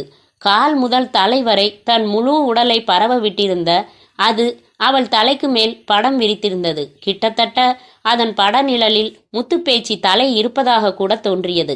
யாத்ரீகர் அந்த காட்சியை பார்த்து அப்படியே உறைந்து விட்டார். சில வினாடிகள் அந்த காட்சி நீடித்தது. படம் விரித்த நிலையில் அந்த நாகம் மெல்ல அவள் உடம்பை விட்டு நீங்கி புளிய மரத்தின் மேல் ஏற ஆரம்பித்தது. மரத்தின் மையத்தில் அது நுழைய தோதாக பொந்து ஒன்று. அதற்குள் விறுவிறுவென்று நுழைந்த அது ஒரு கட்டத்தில் முற்றாக மறைந்தும் போனது. யாத்ரீகருக்கு மெல்ல உயிர் மூச்சு சீராக தொடங்கியது. நீட்டிக்கொண்டிருந்த காலை மெல்ல அசைத்தவர் எழுந்திருக்க தொடங்கினார். அங்கங்கே ரத்தம் கட்டியிருந்ததால் எழுந்திருக்கும் போது ஒருவித தடுமாற்றம். அப்படி தடுமாறியவர் கீழே விழப்போய் பேச்சி மேலேயே விழ அவளும் திடுக்கிட்டபடி கண் விழித்தாள். ஐயோ என்கிற பயக்குரலுடன். பயப்படாத தாயி, பயப்படாத, எழுந்திருக்கும் போது தடுமாறி விழுந்துட்டேன், அம்புடுதான் என்றவர் சட்டென்று அவளை பார்த்து கும்பிடத் தொடங்கினார். முத்துப்பேச்சிக்கு அது ஆச்சரியமும் அதிர்ச்சியும் அளித்தது. ஐயா, என்னங்க இது? தாயி, நீ இப்ப சாதாரண பொண்ணு இல்ல, ஏன் வரையில அந்த நாக தேவதை. என்னங்க சொல்றீங்க? ஆமா, அந்த பாம்பு என்று சட்டென்று பாம்பின் நினைவு வந்து பயப்படவும் செய்தாள். பயப்படாத, அந்த பாம்பு போயிடுச்சு. போகும்போது ஒன்றும் சும்மா போகல, மயங்கி கிடந்த உன் மேல ஏறி இறங்கிட்டு தான் போச்சு. ஐயோடா, பயப்படாத, இன்னைக்கு நாகப்பஞ்சமி. இந்த நல்ல நாள்ல ஒரு நாகம் உன் மேல பரவி இறங்கி இருக்குன்னா உன் ஜாதகம் விசேஷமான ஒன்னாதான் இருக்கணும். நீ இனி சாதாரண பொண்ணு இல்ல. நீ என்ன நினைக்கிறியோ அது நடக்கும். நீ கேட்டது கிடைக்கும். எல்லாத்தையும் விட நீ சொன்னது அப்படியே பலிக்கும் என்றவர், அம்மாடி, என்ன ஆசீர்வாதம் பண்ணு. எனக்கு 6 பொண்ணுங்க. அவங்கள 4 பேருக்கு கல்யாணம் முடிச்சுட்டேன். 2 பேர் பாக்கி. நல்ல மாப்பிள்ள அவங்களுக்கு அமைஞ்சு அவங்க புகுந்த வீட்டுக்கு போகணும். அதுதான் என் பிரார்த்தனை. அதுக்கு தான் பாத யாத்திரையா திருச்செந்தூர் போய்கிட்டு இருக்கேன். வழியில நடக்க முடியாம தான் இந்த மரத்தடியில தங்குனேன். போற வர்ற பல லாரிக்காரங்க கூட என்னை பயமுறுத்தினாங்க. நான் பயந்தாலும் எழுந்து நடக்க என் உடம்புல தெம்பு இல்லை, அதான் அசந்து உக்காந்துட்டேன். ஆனா அதுவும் நல்லதுக்கா போச்சு. இல்லாட்டி எனக்கு அந்த நாகத்தோட தரிசனம் கிடைச்சிருக்குமா? அது உன் மேல ஏறி இறங்குறதான் நான் பார்த்திருப்பேனா என்று ஒரே பரவசமானார். பேச்சிக்கு உடம்பு நடுங்கியது. கோழியை அந்த நாகம் விழுங்கிய காட்சி நினைவில் பரவி கண்களில் கூட கண்ணீர் எட்டி பார்த்தது. வீட்டிற்கு போனால் அம்மா ஆய்ந்து விடுவாள். ஏற்கனவே தோடு தொலைந்து போனது. அடுத்து கோழி, நீ மட்டும் எதற்கு வந்தாய், நீயும் தொலைய வேண்டியதுதானே என்று கத்தத் தொடங்கி விடுவாள். அப்போதே அவளிடம் பயமும் கவலையும் மாறி மாறி பந்தாடத் தொடங்கிவிட்டன. கண்ணில் நீர் கூட திரண்டது. ஏமா, எதுக்கு அழுவற? யாத்ரீகர் கனிவாக கேட்டார். இல்ல, நான் கோழியை தேடி வந்தேன். இங்க என் தோடு காணாம போச்சு. அதையும் தேடி எடுக்கலாம்னு வந்தா என் கோழிய பாம்பு விழுங்கிடுச்சு. வீட்டுக்கு போனா என் அம்மா என்னை மொத்தி எடுத்துவிடும் என்றவளை பார்த்து சிரித்தவர், இந்த தோடா பார் என்று தன் சட்டை பாக்கெட்டில் இருந்து ஒரு தோட்டை எடுத்து காண்பித்தார். அதை பார்த்த முத்து பேச்சியிடமும் உடனே ஒரு பரவசம். ஆமாங்க, இதாங்க, இதேதான். இது எப்படி உங்ககிட்ட என்றாள். நான் உட்காந்துக்கிட்டு இருந்த இடத்துல கிடந்துச்சு கண்ணு. என்னடா அது, யார் தவற விட்டதோன்னு நினைச்சேன். நீ இப்ப சொல்லாட்டி இதை திருச்செந்தூர் உண்டியல்ல சேர்த்திருப்பேன் என்றார். ஐயா, ரொம்ப நன்றி, இப்பத்தான் எனக்கு உசுர் வந்துச்சுங்க என்றவள் அதை கண்களில் ஒத்திக்கொள்ள தொடங்கினாள். அப்போது அந்த புளிய மர பொந்துக்குள்ளிருந்து யாரோ டார்ச் லைட் அடிப்பது போல ஒரு வெளிச்சம், பொந்து பாகம் முழுக்க பளிச்சென்று பரவிய அந்த வெளிச்சம் இருவரையும் கவனிக்க வைத்தது. ஐயா, என்னங்க இது? தெரியலையம்மா. மரத்துக்குள்ள தீ பிடிச்சிடுச்சா? தீன்னா புகை வருமே. அப்ப அப்ப எங்கிருந்து வருது வெளிச்சம்? யாத்ரீக பெரியவர் மெல்ல நடந்து சென்று பொந்துக்குள் எட்டி பார்த்தார். உள்ளே அந்த நாகம் ரத்தினத்தை உமிழ்ந்த நிலையில் ரத்தினத்தை சுற்றி உடம்பை வளைத்து போட்டு படுத்திருந்தது. அதனிடமிருந்துதான் அவ்வளவு வெளிச்சமும் வீசிக்கொண்டிருந்தது. யாத்ரீகருக்கு கண்ணிரண்டும் அகண்டு விட்டது. அட கடவுளே, உள்ள உள்ள என்னங்க? பாம்பு உமிழ்ந்துட்டு படுத்திருக்கு, அதான் அவ்வளவு வெளிச்சம் என்றவர் திரும்பவும் எட்டி பார்த்தார். அவர் முகத்தில் பட்டு எதிரொலித்தது அதன் வெளிச்சம். அந்த நொடி அவரது முகமே செம்மை பூத்து ரத்தம் போல சுடர்விட்டு ஒளிர்ந்தது. பேச்சுக்கு எல்லாமே நம்ப முடியாத அதிசயமாகவே இருந்தது. அவரோ, நான் ரொம்ப பாக்கியம் செஞ்சவன், அதான் எனக்கு இதை பார்க்குற பாக்கியம் கிடைச்சிருக்கு. அம்மாடி, முதல்ல ஒன்ன தரிசனம் செஞ்சேன், இப்ப நாகமாணிக்க தரிசனம். இனி எனக்கு தரித்திரம் இல்ல, நான் நினைச்சது நடக்கும், எல்லாம் அந்த முருகன் அருள் என்றவர் அப்படியே அங்கிருந்து தன் யாத்திரையை தொடங்கிவிட்டார். அம்மாடி, நான் கிளம்புறேன். யாத்திரையில ராத்திரி நடக்கிறது தான் நட. இப்ப விட்டுட்டு பகல்ல வெயில்ல நடக்கிறது ஒரு பெரிய கொடுமை. அதனால நான் புறப்படுறேன், நீயும் புறப்படு. அதே சமயம் இங்க நாகரத்னத்தை பார்த்த விஷயத்த யார்கிட்டையும் சொல்லிடாத என்று காற்று குரலில் பேசினார். முத்துப்பேச்சியால் அதற்கு ஒரு பதிலை சொல்ல முடியவில்லை. அவரிடம் நடை தொடங்கிவிட்டது. வெற்றிவேல் முருகனுக்கு அரோகரா, ஞானவேல் முருகனுக்கு அரோகரா என்று அந்த இரவிலும் அவரிடம் முருகனுக்கான வழிபாட்டு குரல். பேச்சியும் திரும்பி நடக்கத் தொடங்கினாள். நடந்தது கனவா நனவா என்கிற கேள்வி ஒருபுறம், கோழி எங்கே என்று கேட்டால் என்ன சொல்வது என்கிற கவலை மறுபுறம். பாம்பு விழுங்கிவிட்டது என்று உண்மையை சொன்னால் யாரை கேட்டுக்கிட்டு நீ அங்க போன என்று அம்மா ஆரம்பித்து விடுவாள். என்ன நடக்கப் போகிறதோ தெரியவில்லையே. அத்தியாயம் 4. நாகபலி பூஜை என்பது நாகங்களுக்கு செய்யப்படும் ஒரு பிரத்யேக பூஜை முறையாகும். கருப்பு வஸ்திரம் எடுத்து அதில் நிறைய மலர்கள் மற்றும் சந்தனம் சேர்த்து மிகச் சரியாக சூரியன் அஸ்தமிக்கும் சமயத்தில் பாம்பு புற்றுக்குள் அதனை போட வேண்டும். அந்த வஸ்திரம், பூ மற்றும் சந்தனம் இவைகளின் மேல் உள்ளிருக்கும் பாம்புகள் புரண்டு எழும்போதுதான் சர்ப்ப பலி பூஜை முழுமை பெறுகிறது. இந்த பூமியை நாகர்கள்தான் தாங்கிக் கொண்டிருப்பதாக புராணங்கள் கூறுகின்றன. இந்த பூஜையால் அந்த நாகர்கள் மிக மகிழ்கிறார்கள். அவர்கள் பூமியை தாங்குவதோடு பூஜையை செய்தவரையும் தாங்கி பிடிக்கிறார்கள். பெரும்பாலும் நாகபஞ்சமி தினத்தன்று பலரும் இந்த பூஜையை செய்வார்கள். இதனால் காரிய சித்தி ஏற்படும். கும் இருட்டு. தட்டு தடுமாறிக்கொண்டு குடிசைக்கு வந்த பேச்சிக்கு ஆச்சரியம் காத்திருந்தது. அம்மா அயர்ந்து தூங்கிக் கொண்டிருந்தாள். திண்ணையிலும் தகப்பனின் குரட்டை. அம்மா கண் முழித்தபடி காத்திருப்பாள், ஒரு பெரிய சண்டை போடுவாள் என்றெல்லாம் நினைத்தவளுக்கு கொஞ்சம் ஏமாற்றமாக கூட இருந்தது. கையில் அந்த தங்கத்தோடு, அதை காதில் போட்டுக்கொண்டவளாய் அப்படியே போய் அவளுக்கான கிழிந்த பாயில் படுத்து கொண்டாள். விடிந்து விட்டது. கூரை ஓட்டை வழியாக உள்விழுந்த சூரிய வெளிச்சம் சுள்ளென்று முத்துப்பேச்சி மேல் படவும் சூடு தாங்காமல் கண் விழித்தாள். இப்படியெல்லாம் அம்மா தூங்கவே விடமாட்டாள். எழுந்து அமர்ந்தாள். கண்களை கசக்கி கொண்டாள். சுற்றிலும் ஒரு பார்வை பார்த்தாள். வெளியே வடிவு மாடுகளுக்கு களனி காட்டுவதற்காக தவிட்டு பானையுடன் போராடி கொண்டிருந்தாள். அப்பன் இருசனோ குரட்டையில் அப்போதும் பின்னிக் கொண்டிருந்தான். எழுந்து வெளியே வந்து நின்றவளை வடிவு பார்த்தாள். அவளுக்கு பக்கத்தில் கோழியின் கூடை. எப்படியோ கோழியை பிடிச்சு கொண்டாந்து கூடையில அடைச்சுவிட்ட, நீ வந்தது கூட தெரியல, அப்படியே அசந்துட்டேன் என்று முத்துப்பேச்சி முற்றிலும் எதிர்பாராத ஒரு பதிலை சொன்ன வடிவு அப்போதுதான் அவள் காதை பார்த்தாள். காதில் அந்த தங்கத்தோடு. ஏப்புல தோடு கிடைச்சிடுச்சா, அதான் போட்டுக்கிட்டு இருக்கியா என்று கேட்க முத்துப்பேச்சி என்ன சொல்வது என்று தெரியாமல் நிற்க, கோழி பிடிக்க போனப்போ வழியில கிடைச்சிச்சா என்று அவளே ஒரு பதிலையும் சொல்ல முத்துப்பேச்சிக்கும் ஒரு விடை கிடைத்தது போல் இருந்தது. மேலுக்கும் கீழுக்கும் தலையை ஆட்டினாள். கோழியையும் ஆச்சரியமாக பார்த்தாள். நேற்றைய இரவில் பாம்பு விழுங்கிய அதே கோழி எப்படி இப்போது இங்கே வந்தது? இது அந்த கோழிதானா, இல்லை இது வேறு கோழியா? அவளுக்கு எல்லாமே ஒரே குழப்பமாக இருந்தது. படமெடுத்த பாம்பும் அது கோழியை வாரி விழுங்கிய விதமும் அப்படியே திரும்ப திரும்ப மனக்கண்ணில் தோன்றி அவளை அதிரச் செய்தது. வடிவு அதை வேறு விதமாக புரிந்து கொண்டாள். ஏப்புல இன்னும் தூக்கம் விலகலையா? பரவாயில்ல, போய் கொஞ்ச நேரம் தூங்கு என்றாள். அந்த மாதிரி ஒரு பதிலே கூட முத்துப்பேச்சி வரையில் ஒரு ஆச்சரியம்தான். இல்ல அத்தா, நான் வேலைக்கு வேற போகணும், இப்பவே நேரம் ஆயிடுச்சு என்று அருகில் இருந்த சிமெண்ட் தொட்டி தண்ணீரை எடுத்து முகம் கழுவி கொண்டாள். தொட்டி தண்ணீரில் அவள் ஆற்றில் பாவாடையை வலையாக பயன்படுத்தி பிடித்த குட்டி ஐரை மீன்கள் கும்பலாக தொட்டியில் அடிப்பாகத்தில் கூடி பேசி கொண்டிருந்தன. 1 வாரம் 10 நாள் வரை அந்த மீன்கள் தொட்டி தண்ணீரில் நீந்தும். தினமும் ஒரு கைப்பிடி என்கிற அளவுக்கு பேச்சியும் மீன்களை பிடித்து கொண்டு வந்து தொட்டியில் விடுவாள். என்றாவது ஒரு நாள் அதை அப்படியே அள்ளி போட்டு ஐரை மீன் குழம்பு வைத்து விடுவாள் வடிவு. அரை சட்டி அளவு கூட தேராது அந்த குழம்பு. மொத்தத்தையும் அவள் அப்பனே சாப்பிட பார்ப்பான். பெரிய போராட்டமாக இருக்கும். முகம் கழுவும் போது மீன்களை பார்த்தவளுக்கு இதெல்லாம் கூட நினைவில் வந்தது. பாவாடையாலேயே முகத்தை துடைத்து கொண்டவள் அம்மா போட்டு தரும் சுக்கு காப்பிக்காக காத்திருக்க, அம்மா ஒரு அலுமினிய டம்ளரில் ஆவி பறக்க அதை எடுத்து வந்து நீட்டினாள். என்னவோ தெரியவில்லை, முதல் நாள் சரியாக சாப்பிடாததன் எதிரொலியாக ஒரே பசி. சுக்கு காப்பி இதற்கு நடுவே வயிற்றில் போய் விழுந்தால் பசி ஏடாகூடமாகிவிடும். ஆத்தா, சுக்கு காப்பி வேணாம், இப்பவே பசியா இருக்குது, பழைய சோறு இருக்குதா என்று கேட்டாள். உங்க அப்பன் கண்ணு முழிச்சா முதல்ல அதைத்தான் கேட்கும்னு எடுத்து வச்சிருக்கேன். பரவாயில்ல, நீ தின்னுட்டு போ, அது வெட்டி முறிக்கிற முறிக்கு அதுதான் ஒரு கேடாக்கும் என்று அடுப்பு அருகில் சிவந்த பானை ஒன்றில் சிலுசிலுவென்று கிடந்த சோற்றை அள்ளி தட்டில் போட்டு உரியில் தொங்கிக் கொண்டிருந்த தயிர் பானையை எடுத்து உரை போட்டிருந்த தயிரை ஒரு கை அள்ளி சோற்றில் கலந்து நீட்டினாள். இல்லாத்தா, இது அப்பாவே திங்கட்டும், பாவம் அது, நான் தண்ணியை குடிச்சுக்கிறேன் என்று பானை செம்பின் மீது கையை வைத்தாள்.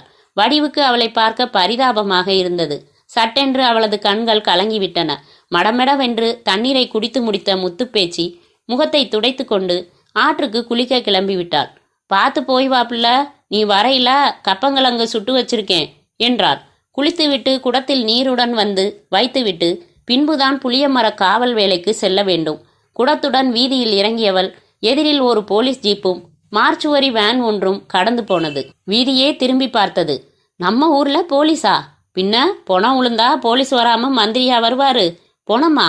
ஆமா பிள்ள, யாருன்னு தெரியல, ஒரு வயசான ஆள் நம்ம பானாமுனி குடியிருக்கிற புளிய மரத்தாண்ட நேத்து ராத்திரி வந்து தங்கி இருந்திருக்கான். இங்கெல்லாம் தங்கக்கூடாதுன்னு மரத்து சொந்தக்காரரான நாகப்பனும் சொல்லி இருக்கான். அந்த ஆளு கேட்கல மாதிரி தெரியுது. பொழுது விடிஞ்சு பார்த்தா ரோட்டு மேல வாயில நுரத்தல்ல உளுந்து கிடக்குறான். தன்னை சுற்றியுள்ள சிலர் பேசியதை கேட்டபோது முத்துப்பேச்சிக்கு பகீர் என்றது.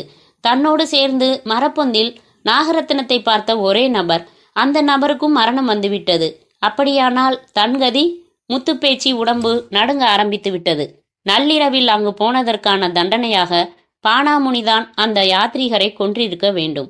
அதுதான் தன்னையும் போட்டு தொல்ல போகிறது என்று ஒரு எண்ணத்தை ஏற்படுத்தி கொண்டவள் தனக்குள் வெளவளக்க தொடங்கினாள். நல்ல வேளை, எதிரில் கோடாங்கி வந்து கொண்டிருந்தார். வாயில் சுருட்டுடன் முத்துப்பேச்சியை பார்த்தவர் கனிவாக சிரித்தபடி, எங்க கண்ணு, ஆத்துக்கா என்று கேட்க, விடவிடவென்று அவள் தலை ஆமோதிக்கிற மாதிரியும் இல்லை என்கிற மாதிரியும் ஆடியது. அப்போது காது தோடும் கண்ணில் பட்டது. அட, தோடு கிடைச்சிடுச்சா? எப்படி கிடைச்சிச்சு என்று ஆவலானார். கோடாங்கி கோடாங்கி மிடறு விழுங்கினாள் பேச்சி. ஏன் புள்ள, என்ன விஷயம்? ஏன் எச்சி விழுங்குற? ஏதாச்சும் கோளாரா?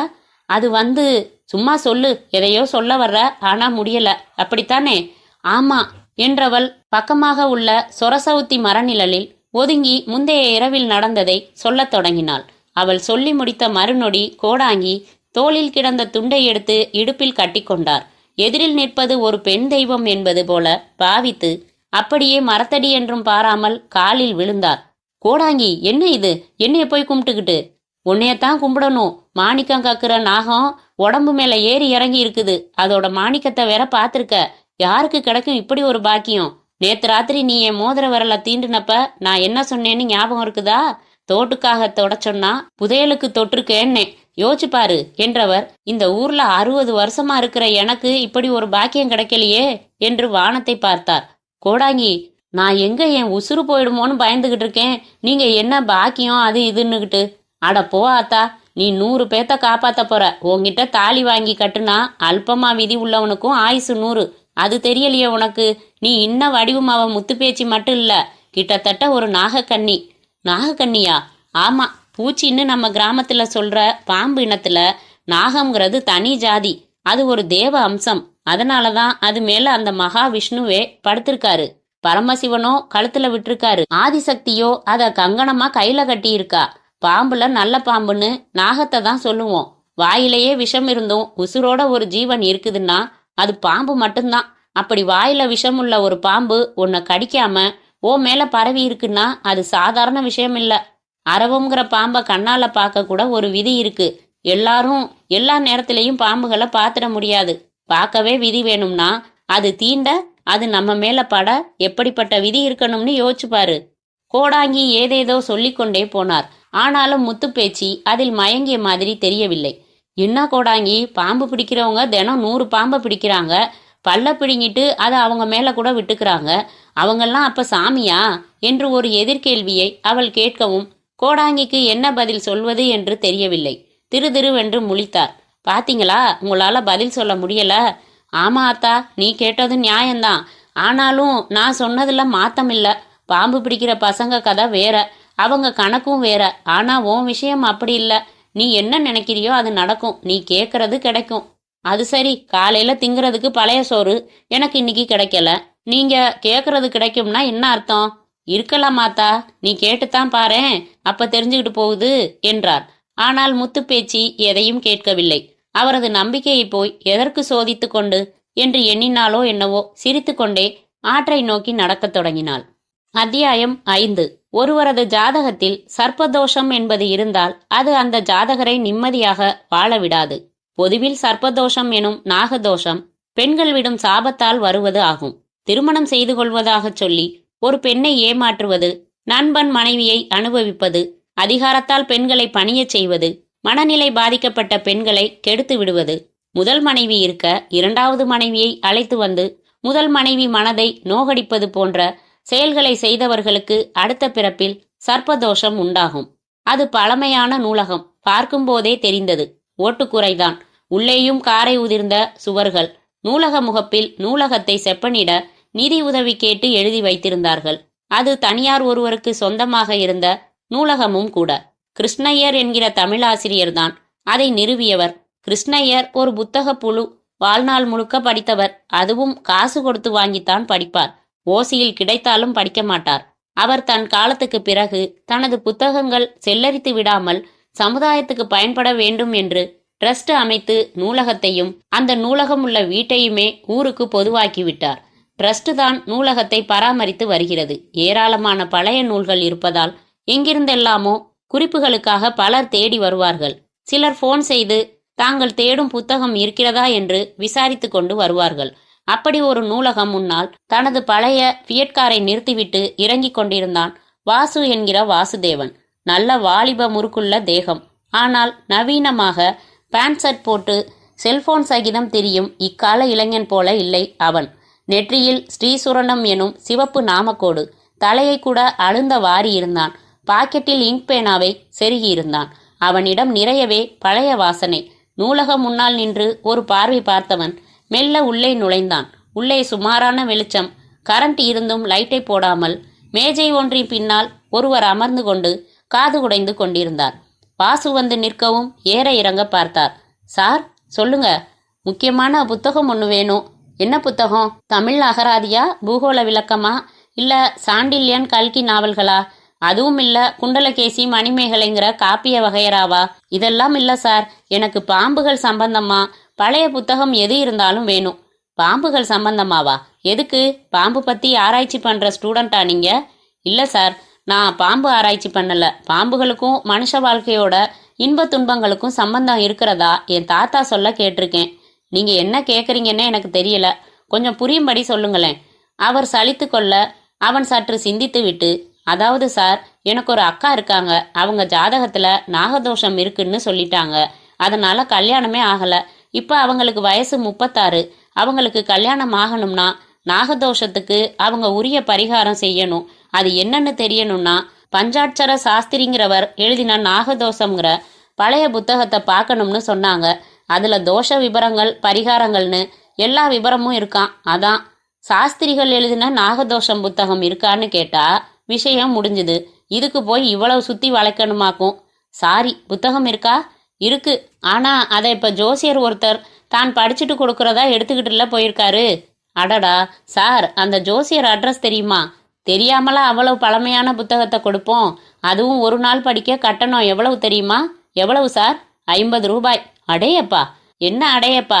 புத்தகத்தை பராமரிக்க பாதுகாக்கத்தான் அந்த காசு. அப்புறம் எலக்ட்ரிக் பில், சிப்பந்தி செலவுன்னு எவ்வளவு இருக்கு? சரி சார், அந்த ஜோசியர் அட்ரஸை கொடுங்களேன்.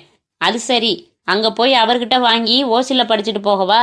இப்பவே இங்கேயே 50 ரூபாய் தாங்க, அட்ரஸ் தரேன். அந்த நபர் தண்ணீரில் வெண்ணெய் எடுப்பவர் போல் இருந்தது. காது குடைவதை நிறுத்தாமல் எங்கோ பார்த்து கொண்டே பேசினார். வாசுவும் அரைமனதாக 50 ரூபாயை தந்துவிட்டு அட்ரஸை வாங்கி கொண்டான். ராஜா விஸ்வநாத ஜோசியர், மாணிக்கம்பிள்ளை தெரு, மாயவரம் என்று இருந்த முகவரியை குறித்து கொண்டு புறப்பட்டான். அந்த காலத்தைய புத்தகம். புத்தகத்தின் ஓரப்பக்கங்களை செல் அரித்து விட்டிருந்தது. பழுப்பு நிறத்தையும் கடந்து நொறுங்கிவிடும் நிலையில் இருந்த புத்தகத்தில் ஜாதக கட்டங்களும் கட்டங்களில் கிரகங்களும் இருக்க அதற்கு கீழே குறிப்புகள். ராஜா விஸ்வநாத ஜோசியர் மூக்கு கண்ணாடி உதவியுடன் அந்த புத்தகத்தை சிரமப்பட்டு படித்து கொண்டிருந்தார். நாகதோஷம் பற்றிய இந்த புஸ்தகமானது மிகுந்த ஆராய்ச்சிகளுக்கு நடுவில் மிகுந்த பிரயாசையுடன் எழுதப்பட்டதாகும். இதற்காக 40 வருடங்கள் ஜாதகம் மற்றும் ஜோசிய பயிற்சி எடுத்து, ஜோதிடமே வாழ்க்கையாக, ஜோதிடமே மூச்சுக்காற்றாக இருக்க, ஜோதிடம் ஜோதிடம் என்று வாழ்ந்து இதை நான் எழுதியுள்ளேன். ஜோதிட ஆராய்ச்சிக்காக நான் என் வாழ்க்கையையே உட்படுத்தி கொண்டேன். என் ஜாதகம் என்ன சொல்கிறது என்று பார்த்து வைத்துக்கொண்டு அதன்படியே என் வாழ்க்கை செல்கிறதா என்று கவனிக்க ஆரம்பித்தேன். இப்படி சொல்வதை விட நான் ஜோதிட பலனுக்கு எதிராக நடந்து கொள்ள எல்லா முயற்சிகளையும் செய்தேன். ஜோதிடம் என்பது ஏற்கனவே தீர்மானிக்கப்பட்ட ஒன்று என்றால் அதை தீர்மானித்தது யார்? என் வாழ்க்கை என்பது என் கையில் இருக்கும் ஒன்றல்லவா? அதை நான் என் விருப்பத்துக்கும் எனக்கான புத்தி பலத்தோடும் வாழ்ந்து காட்டுவதுதானே சரி. ஆகாயத்தில் லட்சக்கணக்கான மைல்களுக்கு அப்பால் உள்ள கிரகங்கள் என் வாழ்க்கையை எப்படி தீர்மானிக்கலாம்? கிரகங்கள் யார் என்னை ஆட்டுவிக்க? அவைகளுக்கு என்ன உரிமை இருக்கிறது? என்னை ஆட்டுவிப்பதால் அவைகளுக்கு என்ன கிடைக்கிறது? இப்படி பல கேள்விகள் கேட்டுக்கொண்ட நான் கிரகங்களுக்கு எதிரான யுத்தத்தையும் துவக்கினேன். சந்திராஷ்டமம் வரும் நாளில் எல்லோர் மனதும் சலனமடையும். தெளிவான முடிவுகள் எடுக்க இயலாது என்பது ஜோதிடம் கூறும் ஒரு விஷயம்.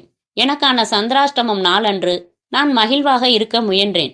அன்றுதான் நிறைய புது முடிவுகளையும் எடுத்தேன். கோள்களா நானா என்று பார்த்து விடுவது என தீர்மானித்தேன். அதேபோல ராகு காலத்தில் சில செயல்களை செய்தேன். யமகண்டத்தில் பயணம் மேற்கொண்டேன். என்னதான் நடக்கிறது, அது எப்படித்தான் நடக்கிறது என்று இப்படியாக பலவித ஆராய்ச்சிகளை மேற்கொண்டேன். ஒரு நாள் 2 நாள் அல்ல, பல பல வருடங்கள் இந்த ஆராய்ச்சியில் நான் பட்ட பாடு கொஞ்சம் நஞ்சமல்ல. நான் பட்ட வேதனை, இழந்த பொருட்கள், எனக்கு ஏற்பட்ட அவமானங்கள் என்று எல்லாமே பெரியவை. அவை யாருக்குமே ஏற்படக்கூடாது. இறுதியாகத்தான் எனக்கு பல உண்மைகள் புரிந்தது. கோள்கள் நம்மை இயக்குவது உண்மைதான். ஆனால் நாம் தான் நம் செயல்பாடுகளால் அதை இயங்க வைக்கிறோம். ஒரு கல்லை எடுத்து எரிகிறோம். அது எரிந்த வேகத்துக்கு மேலே சென்றுவிட்டு திரும்ப கீழே வந்து விழுந்து விடுகிறது. அது கீழே விழ மேலே நாம் எரிந்தது எப்படி காரணமோ அப்படி நாம் நம் வாழ்நாளில் செய்யும் செயல்களால் தான் வினை உருவாகிறது. ஒரு வினை நல்வினை தீவினை என்று இருவிதமாக பெயரிடப்படுகிறது. அது எப்படிப்பட்ட விளைவை உருவாக்குகிறதோ அதை வைத்தே அதற்கு நல்வினை தீவினை என்று பெயர் சூட்டப்படுகிறது. இரண்டுமே அதற்கான பலனை நமக்கு தர தவறுவதில்லை. நாம் செய்தது நமக்கு தெரியாமல் போகுமா? அந்த வினைகள் அவ்வளவும் நம் எண்ணங்களில் நினைவாக பதிகிறது. அதன் பாதிப்புகள் உடல் முழுக்க பரவுகிறது.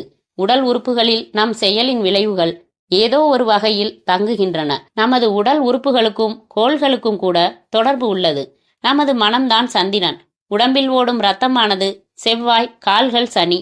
உடம்பில் ஓடும் இரத்தமானது செவ்வாய், கால்கள் சனி. அந்தரங்க உறுப்பும் அதன் உள் உறுப்புகளும் சுக்கிரன். குடல் ராகு, எலும்பு சதை புதன், முதுகுப்பகுதி கேது என்று உடம்பே 9 கோள்களின் கூட்டுறவில் உருவான ஒன்றுதான். நம் செயல்பாடும் அதற்கேற்ப உரிய கிரகத்தின் பாகத்தில் சென்று பதிவாகிறது. தினமும் அழிந்து அழிந்து புதிதாக பிறக்கும் நமது உடல் செயல்கள் இந்த பதிவால் பாதிப்புக்கு உள்ளாகின்றன. இறுதியில் நமது சுக்லத்தில் ஒட்டுமொத்தமாக அவை உருத்திரண்டு அந்த சுக்லம்தான் நமக்கான வாரிசுகளை நமக்கு தருகிறது. அந்த சுக்லம் சுருக்கொள்ளும் நேரம், அது குழந்தையாகி வெளிப்படும் நேரம் என்று எல்லாமே சுக்லத்துக்குள் தான் இருக்கிறது. மொத்தத்தில் இந்த உலகில் ஒரு முறை ஒரு உயிராக பிறவி எடுத்து விட்டால் அது புல்லாகவோ இல்லை புழுவாகவோ, அதுவும் இல்லை மிருகமாகவோ மனிதனாகவோ, எந்த வகையில் பிறக்க நேர்ந்தாலும் பிறக்க காரணமும் ஒரு வினை. மீண்டும் நாம் பிறக்கவும் வாழவும் காரணமும் வினைதான். என்ன செய்தால் மீண்டும் பிறவாதபடி பிறவி தலையிலிருந்து விடுபடுவோம் என்பதற்கும் வழி உள்ளது. எந்த சுக்லம் மூலமாக உயிர்கள் உருவாகிறதோ அந்த சுக்லம் வற்ற வேண்டும். கல் போலாகி குண்டலினி யோகத்தின் போது அப்படியே முதுகுத்தண்டு வழியாக சிரசின் உச்சிக்கூரைக்கு ஊர்ந்து வர வேண்டும். அப்படி அது வரவேண்டும் என்றால் ஒருவர் சித்த யோகியாக வேண்டும். சித்த யோகிகள்தான் உடம்பை வென்றவர்கள். காற்றையும் நீரையும் சில மூலிகை இலைகளையும் மட்டுமே சாப்பிட்டு உயிர் வாழ தெரிந்தவர்கள். உடம்புக்குள் புகுந்து உடம்பை ஆட்டுவிக்கும் அரிசி பருப்பு வகையறாக்களை புறங்கையால் ஒதுக்கி தள்ளியவர்கள். அதனால் கோள்களானாலும் அவர்களை ஆட்டுவிக்க முடியவில்லை. கோள்களை வெற்றி கொண்டாலே பிறப்பை வெற்றி கொண்ட மாதிரிதான். ராஜா விஸ்வநாத ஜோசியர் படித்து கொண்டே போக வாசுதேவன் பொறுமை இழந்து அவர் முன் போய் நின்றான். அவன் நிழல் விழுந்து புத்தக எழுத்துக்கள் வெளிச்சத்தை இழக்க ஜோசியர் நிமிர்ந்தார். நமஸ்காரம். யார்ப்பா நீ? என் பேர் வாசுதேவன். நாகதோஷம் பத்திய புத்தகத்தை படிக்கிறதுக்காக கிருஷ்ணய்யர் மெமோரியல் லைப்ரரிக்கு போயிருந்தேன். புத்தகத்தை நீங்க இங்க வாங்கிட்டு வந்துட்டதா லைப்ரரியில சொன்னான். ஆமா, இதுதான் அந்த புத்தகம். இது எதுக்கு உனக்கு? என் அக்காவுக்கு ஜாதகத்துல நாகதோஷம் இருக்கான். அதனால 35 வயசாகியும் கல்யாணம் ஆகல. ஒரு வரன் கூட அமையல. தோஷ பரிகாரம் பண்ணிட்டா கல்யாணம் கைகூடி வந்துடும்னு ஜோசியர் சொன்னாரு. அவர்தான் இந்த புத்தகம் பத்தியும் சொன்னாரு. நானும் ஜோசியன்தான். பரிகாரங்கள் என்னன்னு எனக்கும் தெரியும். அதே சமயம் அந்த காலத்துல வாழ்ந்த பெரியவர் என்னதான் சொல்லி இருக்காருன்னு தெரிஞ்சுக்கதான் இத படிக்கிறேன். உண்மையிலேயே இது ஒரு அபூர்வமான புத்தகம். இதை எழுதின பஞ்சாட்சரம் சாஸ்திரிகள் ஜோதிட சாஸ்திரத்துக்காக வாழ்க்கையையே அர்ப்பணம் பண்ணினவர். அந்த அனுபவத்தை வச்சு எழுதினதுதான் இந்த புத்தகம். கொஞ்சம் கொடுங்களேன், படிச்சுட்டு தந்துடுறேன். இதுக்காக நான் லைப்ரரியில பணமும் கட்டிட்டேன். பணம் கட்டினியா? அவன் புடுங்கி இருப்பான். அங்க ஒருத்தன் இருக்கான், அவனுக்கு சரஸ்வதியை விற்கிறதுனா அப்படி ஒரு ஆனந்தம். போகட்டும், நீ ஒரு ஜோஷியனா? ஐயோ இல்ல, நான் சாமானியன். பேங்க்ல உத்தியோகம் பார்க்குற ஒரு கேஷியர். அப்ப இதை படிச்சு எதை நீ புரிஞ்சுப்ப? நீங்க என்ன சொல்றேன்? உங்க அக்கா ஜாதகத்தை கொண்டு வா, பரிகாரத்தை நான் சொல்றேன். அதுவும் சரிதான். இருந்தாலும் ஏற்கனவே ஒரு ஜோசியர் சொல்லிட்டாரு. நீங்களும் அவர் எங்க பரிகாரத்தை சொன்னாரு? பரிகாரம் இந்த புத்தகத்துல இருக்கிறதால சொன்னாரு. ஆமா ஆமா, இத படிச்ச எனக்குத்தானே பரிகாரம் என்னன்னு தெரியும். ஆமா, போய் ஜாதகத்தை கொண்டு வா, மிச்சத்தை நான் பாத்துக்கிறேன். ராஜா விஸ்வநாத ஜோசியர் வாசுதேவனை வந்த வேகத்தில் திருப்பி அனுப்பினார். அவனும் அரைமனதாக திரும்பி நடந்தான். அத்தியாயம் 6. நாகதோஷமுள்ளவர்களுக்கு அதை போக்கும் பொதுவான ஒரு பூஜை முறை உள்ளது. நல்ல ஜாதிக்கல்லில் பாம்பின் உருவத்தை செதுக்கி அந்த கல்லுக்கு அபிஷேகம் செய்து அதை நீர்த்தொட்டியில் போட்டுவிட வேண்டும். பின் தோஷமுள்ள தம்பதியர்கள் உபவாசம் இருக்க வேண்டும். உபவாசம் இருப்பதால் சுவாச முறையில் மாற்றம் உண்டாகும். இந்த மாற்றத்தில்தான் சூட்சுமம் உள்ளது. உபவாசம் இருப்பவர்கள் மறுநாள் நீரில் கிடக்கும் நாகர்கல்லை ஒரு அரச மரத்தடியில் பிரதிஷ்டை செய்ய வேண்டும். பின் அதற்கு பொட்டிட்டு பூ வைத்து தீப தூபம் காட்டி வணங்க வேண்டும். வணங்கி முடித்த பின் ஏழை பிராமணர்களுக்கு மனமு வந்து அன்னதானம் செய்ய வேண்டும். இந்த அன்னதானத்தில் அவர்கள் மகிழ்ந்து 16 பேரும் பெற்று பெருவாழ்வு வாழ வேண்டும் என்று வாழ்த்த வேண்டும். இந்த வாழ்த்துதான் வேலை செய்யும். இதனால் நாகதோஷம் நீங்குவது மட்டுமல்ல, குழந்தை பேர் இல்லாதவர்களுக்கும் குழந்தை பேரு உண்டாகும். அந்த பேரும் ஆண் பேராக இருக்கும். புளிய மரத்தடியில் தன்னையே மறந்தவளாக அமர்ந்திருந்தால் முத்துப்பேச்சி. வாகனங்களில் போவோர் வருவோர் வீசி எறிந்த காசுகள் அவள் முன்னால் கிடந்தது. அதை பொறுக்கி எடுத்து சுருக்குப்பையில் போட்டுக்கொள்ள கூட தோன்றவில்லை. அந்த அளவுக்கு முதல் நாள் இரவில் அவள் பார்த்த காட்சியும் அப்போது அவளுடன் இருந்த அந்த யாத்ரீகர் இப்போது உயிரோடு இல்லை என்பதையும் நினைக்கும் போதே அவளுக்கு உடம்பெல்லாம் நடுங்கியது. புளிய மரத்தில் அந்த பொந்து உள்ள இடத்தை அவ்வப்போது பயத்துடன் திரும்ப திரும்ப பார்த்தாள். அதனுள் அடங்கி கிடக்கும் நாகம் எங்கே வெளியே வந்து அவள் முன் படமெடுக்குமோ என்று கூட ஒரு பயம். முதலில் 10 ரூபாய் கூலிக்காக வேலைக்கு வரவே பயமாகத்தான் இருந்தது. கோடாங்கிதான் அவளது பயத்தை போக்கி, "உன்ன அந்த பாம்பு ஒன்னும் பண்ணாது, நீ கொடுத்து வச்சவ, தைரியமா போ" என்று அனுப்பி வைத்தவர். எல்லாமே அவள் வரையில் ஒரு கனவு போலத்தான் இருக்கிறது. எதனால் இப்படி நடந்தது, இனி என்ன ஆகும் என்றெல்லாம் அவளுக்குள் கேள்விகள். அப்போது தடதடவென்று மோட்டார் பைக் அதிர நாகப்பன் அங்கு வந்து சேர்ந்தான். சிலை போல அமர்ந்திருக்கும் முத்துப்பேச்சியை பார்த்தான். அவள் முகத்தில் புது மெருகு ஏறினாற் போல இருந்தது. தாவணி சற்று விலகி மார்பு அவன் கண்களை குத்தி கொண்டிருந்தது. நாகப்பன் சற்று முன்புதான் சரக்கு அடித்திருந்தான். மிதமான போதை உடம்பு முழுக்க ஆட்சி செய்தபடி இருந்தது. இந்த நிலைமையில் முத்துப்பேச்சியின் தோற்றம் அவனை அப்படியே கிறக்கியது. சாதாரணமாக காசு பொறுக்காமல் அவள் உட்கார்ந்திருப்பதற்கு, "ஏபில்ல, அறிவில்ல, இப்படியா மூதேவி மாதிரி எனக்கென்னன்னு உட்கார்ந்திருப்ப" என்று கத்துபவனிடம் இன்று மாற்றம். அமைதியாக அவளை நெருங்கியவன் அவளுக்கு பதிலாக அவனே தரையில் கிடக்கும் அவ்வளவு காசையும் பொறுக்கி எடுக்கத் தொடங்கினான். நடுநடுவே அவள் மேல் ஒரு பார்வை. புதிய காதுத்தோடும் நெற்றியில் மஞ்சள் குங்குமமுமாக முத்துப்பேச்சி ஒரு தேவதை போல தெரிந்தாள். தார்ச்சாலையும் வெறிச்சோடி கிடந்தது. அவனுக்கு அது வசதியாக இருந்தது. வெகு தூரத்தில் வைக்கோல் அடுக்கிய ஒரு மாட்டு வண்டி மட்டும் வந்து கொண்டிருந்தது. நாகப்பனுக்கு அது வசதியாக இருந்தது. வண்டிக்காரன் நெருங்கட்டும் என்று காத்திருக்கத் தொடங்கினான். ராட்சசன் தலை போல பிதுங்கி வழியும் வைக்கோற் புரிகளோடு அந்த வண்டியும் மெல்ல அருகில் வந்தது. வண்டியில் ஒரு 60 வயது கிழவன் நாகப்பனை பார்க்கவும் பயத்துடன் கும்பிட்டான். "வண்டியை நிறுத்துடா." "ஐயா, எதுக்குங்க ஐயா?" "முதல்ல வண்டியை விட்டு இறங்கு." "ஐயா, என்ன விஷயம்னு சொல்லுங்கய்யா." "ஒண்ணுமில்ல, என் மோட்டார் பைக்ல பெட்ரோல் தீந்து போச்சு. வண்டியை நிறுத்திட்டு போய் பக்கத்து பங்குல பெட்ரோல் வாங்கிட்டு வா." "என்னங்க நீங்க, எனக்கு தலைக்கு மேல வேலை இருக்குதுங்க. வழியில போறவனை கூப்பிட்டு பெட்ரோல் வாங்கிட்டு வர சொல்றீங்களே." "ஏய், நான் யாரு எப்படிப்பட்டவன்னு தெரியும் தானே?" "ஐயா, ஐயாவாவது கொய்யாவாவது, வண்டியை இங்கேயே நிறுத்திட்டு முதல்ல கிளம்பு." நாகப்பன் அந்த நபரை துரத்தி அடிக்காத குறை. அவரும் தலையில் அடித்து கொண்டு அவன் தந்த ஒரு 100 ரூபாய் தாளுடன் திரும்பி நடக்கத் தொடங்கினார். வண்டியில் மெத்து மெத்தென்று வைக்கோல். நாகப்பன் பார்வை அடுத்து முத்துப்பேச்சி பக்கம்தான் திரும்பியது. அவள் அவன் பேசும்போதே பிரக்ஞை கலைந்து விட்டாள். அவனை எப்போதும் போல பார்த்தாள். ஆனால் அவன் கண்ணில் காமம். அவன் ஒரு மாதிரி சிரிக்கும்போது அது அப்படியே வழிந்தது. அவளும் மெல்ல அச்சப்படத் தொடங்கினாள். "முத்துப்பேச்சி, அண்ணே." "அடச்சி, அப்படியெல்லாம் இனி கூப்பிடாத. ஆசையா மாமான்னு கூப்பிடு." "ஆமா, அப்படி என்ன யோசனை, நான் வந்ததை கூட பார்க்காம?" "அண்ணே." அவள் கைகளை உதறினாள். "இப்பதானே சொன்னேன் அண்ணே நொன்னேன்னுக்கிட்டு. நான் இனி உன் மாமா. ஆமா, இன்னைக்கு எப்படி நீ இவ்வளவு அழகா இருக்க? திடீர்னு எப்படி உனக்கு இம்புட்டு அழகு வந்துச்சு?" அவன் கேட்டுக்கொண்டே அவள் தோளின் மேல் கை போட்டான். அவளுக்கு அவனை போன்ற ஆண்களின் ஸ்பரிசம் ஆனாலும் புதியது. உடம்பெல்லாம் கூச்சம் எடுத்தது. நெளிய ஆரம்பித்தாள். அவனோ உதட்டை ஈரப்படுத்தி கொண்டான். அவளுக்கு இப்பொழுது முற்றாக புரிந்துவிட்டது. "அண்ணே, வேண்டா அண்ணே, இது முனி இருக்கிற இடம்னே." "அப்படியா? சரி வா, நாம மறைவா அப்படி போயிடுவோம்." "இல்லண்ணே, என்னை விட்டுருங்கண்ணே." "இப்படி சொன்னா எப்படி? எவ்வளவு நாளைக்கு நீ இப்படி காசை பொறுக்கிக்கிட்டு கூலிக்காரியா இருப்ப? நீ மட்டும் சரின்னு சொல்லு, இங்க மரத்தடியில விழுவுற அம்புட்டும் உனக்கு தான்." "இல்ல, நான் போறேன்." முத்துப்பேச்சி அவன் கையை தட்டி விட்டு விட்டு ஓட ஆரம்பித்தாள். அவனோ பாய்ந்து பிடித்தான். "இல்லு பிள்ள, அங்க பாரு வைக்கப்போர். போய் படுத்துக்கிட்டு மஜா பண்ணா வெளியே யாருக்கும் தெரியாது." "ஐயோ, என்னை விட்டுருனே, நான் உன் தங்கச்சி மாதிரி." "அந்த பேச்சே கூடாது. நீ இனி என் ஆசை நாயகி. இந்த மரம் தோப்பு எல்லாம் உனக்கு சொந்தம். நிஜமாதான் புள்ள சொல்றேன்." நாகப்பன் உளர ஆரம்பிக்க ஒரு செங்கல் லாரி வந்து நின்றது. நாகப்பனும் கொஞ்சம் பேசுவதை நிறுத்த லாரியிலிருந்து கிளீனர் இறங்கி வந்து மரத்தடியில் கற்பூரத்தை ஏற்றிவிட்டு அப்படியே கண்களில் ஒற்றி கொண்டவனாக ஒரு 2 ரூபாய் நாணயத்தை தூக்கி போட்டு விட்டு போய் லாரியில் ஏறிக்கொள்ள லாரி மறுபடியும் வேகம் எடுத்தது. நாகப்பனும் உற்சாகமாக ஆரம்பித்து விட்டான்.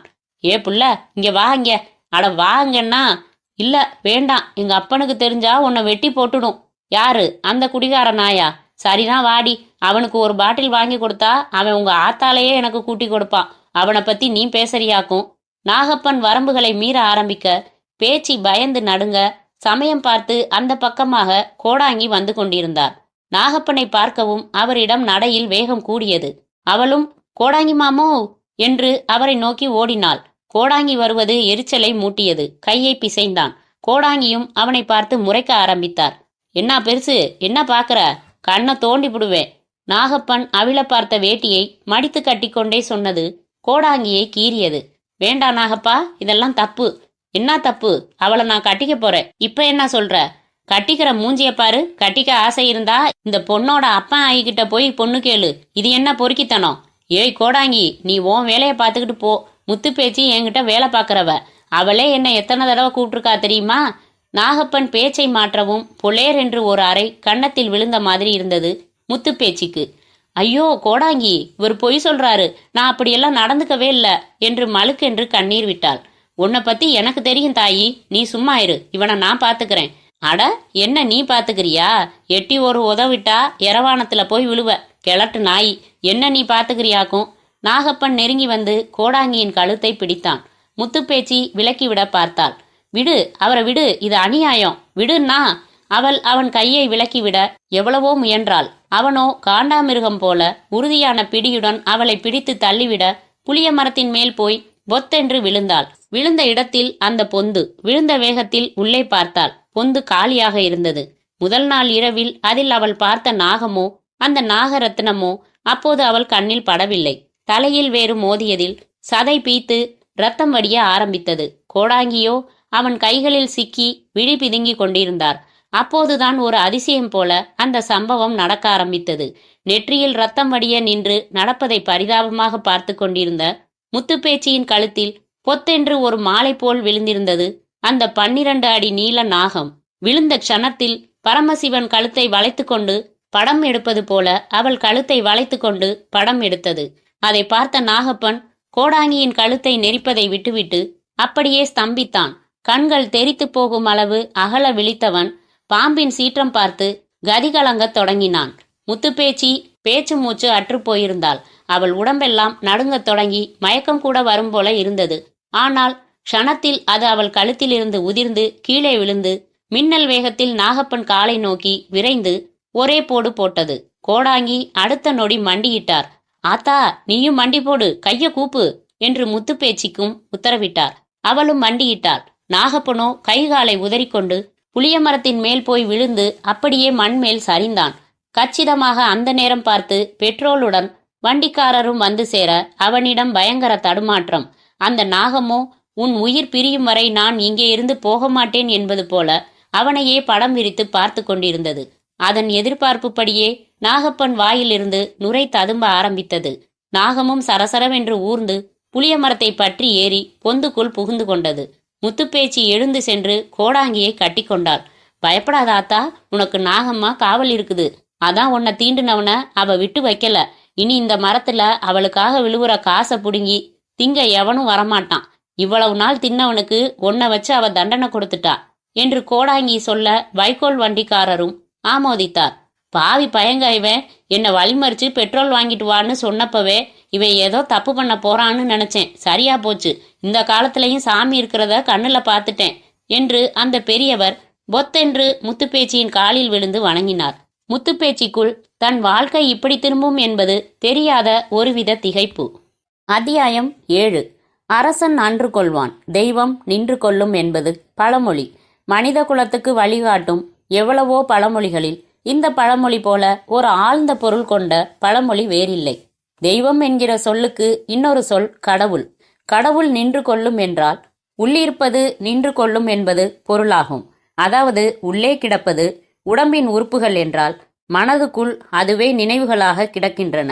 அதாவது ஒருவன் தன் மனதுக்கு தெரியாமல் எப்படிப்பட்ட தவறையோ இல்லை நல்லதையோ செய்ய முடியவே முடியாது. தவறு என்று தெரியாமலும் தன் அறியாமையாலும் செய்யப்படும் தவறுகளுக்கு மன்னிப்பு உண்டு. அதற்காகத்தான் கங்கையில் நீராடுவது, மகாமகம் போன்ற நிகழ்வுகளில் பங்கு கொண்டு நீராடுவது போன்றவை விதிக்கப்பட்டுள்ளன. தெரிந்தும் தெரியாமலும் தவறு செய்பவர்கள் நிகழ்வுகளில் பங்கு கொண்டு பயபக்தியோடு நீராடும்போது தமது பாவங்கள் நீங்கி விடுவதாக நம்புவதும் மிக முக்கியம்.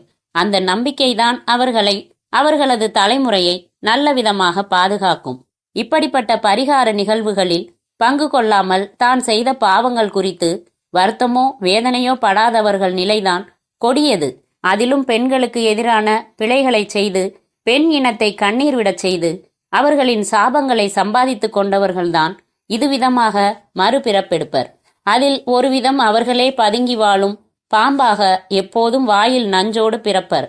இப்படி பாம்பாக பிறந்திடும் அளவு பாவம் செய்திருந்தாலும் கூடவே சில நன்மைகள் செய்து மனித பிறப்பெடுத்து விட்டவர்கள்தான் சர்ப்பதோஷம் உள்ள காலகதியில் பிறந்து அவதிப்படுவார்கள். வீடு கூட்டிக் கொண்டிருந்தால் வாசுதேவனின் அக்கா ஜானகி.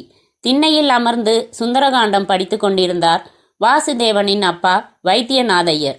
வேட்டி நுனியை பிடித்தபடி வாசுதேவன் உள்ளே நுழையவும் நிமிர்ந்து பார்த்தார். எங்கே புத்தகம் என்று கேட்காமல் கேட்டார். வாசுதேவனும் ராஜா விஸ்வநாத ஜோசியரை பார்த்துவிட்டு வந்தது வரை கூறி புத்தகம் அவரிடம் இருப்பதாக சொல்லி முடித்தான். அப்போ அவரே பரிகாரத்தை சொல்றேன்னு சொல்லிட்டாரா என்றார் ஹீனமான குரலில். ஆமாம்பா, நீ ஜாதகத்தை எடுத்துண்டு வா, நானும் ஒரு தடவை பார்த்துடுறேன்னாரு. எத்தனை பேருடா பாப்பா, யார் பார்த்தாலும் நாகதோஷம் இருக்குன்னு தானே சொல்ல போறா. அதுல மாற்றம் இருக்காது. ஆனா பரிகாரத்தை இவர் கொஞ்சம் ஸ்ரத்தையா சரியா சொல்லுவார்னு எனக்கு படுறது. சொன்னா சரி. இப்ப கூட ஒரு வரன் தபால்ல வந்திருக்கு. 2ஆம் தரமா கேட்டிருக்கா. ஜானகியும் கூனோ குருடோ கல்யாணத்தை பண்ணிண்டு நான் போயிடுறேன்ப்பா, என்னால வாசுவோட கல்யாணமும் தள்ளிண்டே போறதுன்னு உனக்காக வருத்தப்படுறா. வைத்தியநாதையர் சொல்லவும் வாசுதேவன் எதிரில் நிற்கும் அக்கா ஜானகியை சற்று கண்கலங்க பார்த்தான். மெல்ல அவள் அருகில் சென்றவன், எதுக்குக்கா இந்த விரக்தி, உனக்கு நல்ல மாப்பிளே வருவாரு என்று தோளில் ஆறுதலாக கை வைத்தான். அதான் பரிகாரம் எல்லாம் பண்ண போறோம் இல்லையா, அரிசி பருப்பா இருந்து கொட்டினா அள்ளிடலாம் வாசு. கண்ணாடி பாத்திரமா இருந்து உடஞ்சு போயிட்டா என்ன பண்ண முடியும், தூக்கி குப்பையில தான் போடணும். அதுக்கு யோசிச்சா கண்ணாடி துண்டு காலத்தான் குத்தும். இப்ப நான் உன்னை குத்தி கிழிச்சுட்டு இருக்க மாதிரி என்ற ஜானகியை அழுந்த பற்றியவன், அக்கா நீ உடஞ்ச கண்ணாடி பாத்திரம் இல்ல, சிந்திட்ட அரிசி பருப்பு மாதிரி தான். எதை வச்சு சொல்றேன்னா, அபூர்வமான அந்த நாகதோஷம்ங்கிற புத்தகத்தை நான் இன்னைக்கு கண்ணால பார்த்துட்டேன். ஒரு நல்லது நடக்க கூடாதுன்னு இருந்தா அது கண்ணுலயே பட்டிருக்காது. அதை விட அதை கையில வச்சுண்டு ஒரு ஜோசியர் நீ போய் ஜாதகத்தை கொண்டு வா, நான் பரிகாரம் சொல்றேன்னு சொல்லுவாரா என்று திருப்பி கேட்டான். அவளும் சற்று அசம்பந்தமாக அதை கேட்டு சிரித்தாள். உள்ளே ஒரு இருட்டு அறையில் இருந்து அப்போது ஒரு பருமனான இருமல் சத்தம் வெளிப்பட்டது. பாகீரதி பாட்டியின் இருமல். பாட்டிக்கு 90 வயதாகிறது. தினம் தினம் யமன் வரவுக்காக காத்திருப்பவள். பாழா போன அந்த யமனுக்கு நான் இங்க காத்துண்டு இருக்கிறது தெரியலையா? அங்கங்க தீப்பிடிச்சும் பூகம்பம் வந்தும் கொத்து கொத்தா செத்து போறா. ஆனா எப்பவோ போக வேண்டியனா இன்னும் பூமிக்கு பாரமா உசுரோட இருக்கேன் என்று புலம்பிக் கொண்டே இருப்பவள். வாசுதேவன் ஜானகியிடம் சொன்னதை கேட்டு இருமலுக்கு நடுவில், டேய் வாசு இங்க வாடா என்று கூப்பிட, கிழடு கூப்பிடுறது புலம்ப போறது பார் என்று ஜானகியும் சிரித்தாள். வாசுவும் அந்த இருட்டு அறைக்குள் நுழைந்தான். ஒருவித கசட்டு வாசம். மூக்கை சினுப்பிக் கொண்டான். ஏண்டா யாருடா அந்த ஜோசியர்? அவர்கிட்ட என் ஜாதகத்தை செத்த காட்டி எனக்கு எப்ப சாவு வரும்னு கேட்டு சொல்லேன் என்றாள். பாட்டி ஆரம்பிச்சிட்டியா? நிஜமா தாண்டா சொல்றேன். ஒரு பக்கம் வியாதியோட உசுர் போகாதனா, இன்னொரு பக்கம் கல்யாணம் ஆகாத உன் அக்கா, அதனால கஷ்டப்படுற நீ, இதுக்கு நடுவுல குழந்தையிலேயே உங்களை விட்டுட்டு வேக வேகமா போயிட்ட உன் அம்மா. இது என்னடா குடும்பம்? ஒரு பொம்மநாட்டி கூட நன்னா இல்லையேடா. அந்த காலத்துல உன் கொள்ளு தாத்தா வெள்ளக்கார கலெக்டரோட சேர்ந்துண்டு எல்லா தப்பும் பண்ணுவார்னு கேள்விப்பட்டிருக்கேன். தாழ்ந்த சாதியில இருக்கிற பல பெண்களை அந்த வெள்ளைக்கார கம்மநாட்டி பாடா படுத்துவானா. அப்போ உன் தாத்தா அதை பார்த்து ரசிப்பாராம். அந்த பாவம்லாம் தாண்டா இப்ப இப்படி படுத்துறது என்று பாட்டி ஒரு புது செய்தியை கூற வாசு தலையை சிலுப்பி கொண்டான். பாட்டி செத்த சும்மா இருக்கியா? இப்படி பழைய குப்பைய கிளறதுனா உனக்கு ஆனாலும் ரொம்ப பிரியம். தாத்தா, அதுவும் கொள்ளு தாத்தா தப்பு பண்ணினா அது எப்படி நம்மளை பாதிக்கும்? அவர் தப்புக்கு அவர் தானே அனுபவிக்கணும். அட பாவி, நீ சுமந்துட்டு இருக்கிற உடம்பும் அதோட ஜாடைகளும் யார் கொடுத்தது? உன் அப்பன் உன் அம்மா கிட்ட தர அவ வயிற்றுல வச்சு வளர்த்து கொடுத்தது தானேடா. உன் அப்பனுக்கு அவன் உடம்ப யார் கொடுத்தா? அவன் அப்பன், அதாவது என் புருஷன். என் புருஷனுக்கு உன் கொள்ளு தாத்தா. பாட்டி போரும் பாட்டி, உன் விளக்கத்தை யாரான கேட்டா ஒரே ஓட்டமா ஓடி போயிடுவா. உன் கற்பனைக்கு ஒரு அளவு இருக்கு பாட்டி என்று பாட்டி வாயை அடைத்தவன் ஜாதகத்தை எடுத்துக்கொண்டு கிளம்பி விட்டான். மூக்கு கண்ணாடியை தேடி எடுத்து அங்கவஸ்திரத்தால் அதை நன்கு துடைத்து மாட்டிக்கொண்ட ராஜா விஸ்வநாத ஜோசியர் ஜானகியின் கட்டங்களை நெற்றியில் சதை மடிப்பு விழ ஊடுருவ ஆரம்பித்தார். எதிரில் ஊஞ்சல் பலகை, அதன் மேல் வாசுதேவன். விரல் விட்டு எண்ணி ஏதேதோ கணக்குகள் போட்டவர் பக்கத்தில் வைத்திருந்த ஸ்லேட்டை எடுத்து புளியங்கொட்டை அளவுக்கு சுருங்கிவிட்ட சாக்பீஸால் எழுதி ஏதேதோ கணக்குகள் போடத் தொடங்கினார். பிறகு பஞ்சாட்சர சாஸ்திரிகளின் நாகதோஷம் நோட்டை எடுத்து விரித்தவர் மிக நிதானமாக அதன் பக்கங்களை புரட்டிக்கொண்டே போய் அதன் ஒரு பக்கத்தை திறந்தார். அதில் 1 முதல் 108 வரை எண்கள் உள்ள கட்டம். அந்த கட்டத்துக்கு கீழே ஒவ்வொரு எண்ணுக்கும் உரிய செய்திகள் வரிசையாக. அந்த கட்டத்துக்கு மேல் பிரசன்ன திருஷ்டாந்தம் என்று தலைப்பு வேறு. வாசுதேவனும் கூர்ந்து பார்த்தபடியே இருந்தான்.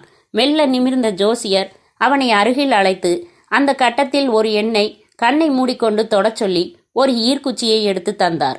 எதுக்கு மாமா? தொடு, நீ தொடுறதுல தான் உனக்கான பரிகார வழிமுறை இருக்கு. அவனும் தொட்டான். அவன் தொட்டது 56ஆம் எண்ணை. அந்த எண்ணுக்குரிய பலனை இன்னொரு பக்கத்தில் புரட்டி பார்த்தார். நாடியை நாடிட வாடிய வாழ்க்கை வசந்தமாகும் என்று அந்த பக்கத்திற்கான பலன் வந்தது. அதை ஜோசியர் அப்படியே வாசித்து காட்டினார்.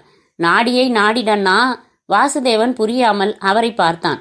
நாடி ஜோசியம் பார்க்க சொல்றது உனக்கான பிரசன்ன பலன். நாடி ஜோசியமா? இங்க நீங்க சொல்றதும் ஜோசியம்தானே? வாஸ்தவம்தான். ஆனா நாடி ஜோசியம்ங்கிறது குத்து மதிப்பா பலன் சொல்ற ஒரு பொதுவான ஜோசிய முறை கிடையாது. அது துல்லியமா சொல்ற ஒன்னாக்கும். எல்லாமே ஜோசியம்தானே. இதுல துல்லியம் இல்லாததுன்னு பிரிவுகள்லாம் இருக்குன்னா எனக்கு ஒரே குழப்பமா இருக்கு. குழம்பாதே. மாத்திரையும் மருந்துதான், ஊசியும் மருந்துதான். ஆனா மாத்திரை சாப்பிட்டு முடிச்ச பிறகு ஜீரணமாகி ரத்தத்துல கலக்க நிறைய டைம் தேவை. ஊசிக்கு அப்படி இல்லை. அது ரத்தத்துல கலந்த உடனேயே வேலை செய்ய ஆரம்பிச்சிடுது. ஏன் ஜோசியம் மாத்திரை மாதிரி மெல்லத்தான் வேலை செய்யும். ஆனா நாடி அப்படி இல்லை, உடனே வேலை செய்யும். உன் சகோதரிக்கு ரொம்ப சீக்கிரம் நல்லது நடக்கணும்னு இருக்கு. அதுதான் உனக்கு இப்படி ஒரு வழி தெரிய வந்திருக்கு. போய் நாடி ஜோசியம் பாரு. அதுல உனக்கு வழிகள் தானா தெரிய வரும். நாடி ஜோசியம் பற்றி பலவித அபிப்பிராயம் இருக்கு. வீடாக்கடை மாதிரி இப்பெல்லாம் அது முக்குக்கு முக்கு வந்துடுத்து. கொஞ்சம் கூட நம்ப முடியல. ஆளாளுக்கு பனை ஓலையை வெட்டி எடுத்துட்டு வந்து வச்சுண்டு அதுல ஊசியால கண்டபடி பாட்டை எழுதி படிக்கிறாங்க. கேட்டா அகத்தியர் சொன்னார், ஆதிசங்கரர் சொன்னார்னு அவங்க மேல பழிய போட்டுடுறாங்க. அவெல்லாம் உயிரோட இருந்தா அவர்கிட்ட போய் நாமளும் கேட்கலாம். ஆனா இப்ப யார்கிட்ட போய் எதை கேட்க முடியும்? நீ ரொம்ப அவநம்பிக்கையில இருக்க. இது கலிகாலம். அற்புதமான விஷயங்கள் மேல இப்படியெல்லாம் கரை படியத்தான் செய்யும். அதுக்கெல்லாம் ஒரு சரியான காரணமும் இருக்கு. அதை பத்தி இப்ப நாம பேசி டயத்தை வேஸ்ட் பண்ண வேணாம். எப்போ உனக்கு இந்த நாகதோஷம் புத்தகம் பத்தி தெரிய வந்ததோ அப்பவே உன்னை ஒரு நல்ல நேரம் வழி நடத்துதுங்கிறது தான் உண்மை. அடுத்து இந்த புத்தகம் உன்னை நாடி பார்க்க சொல்லிடுத்து. குப்பையா நீ ஒரு நாடி ஜோசியனை போய் பார்த்தா கூட போறோம். அவன் உனக்கு ஒரு சரியான வழியை காட்டிடுவான்.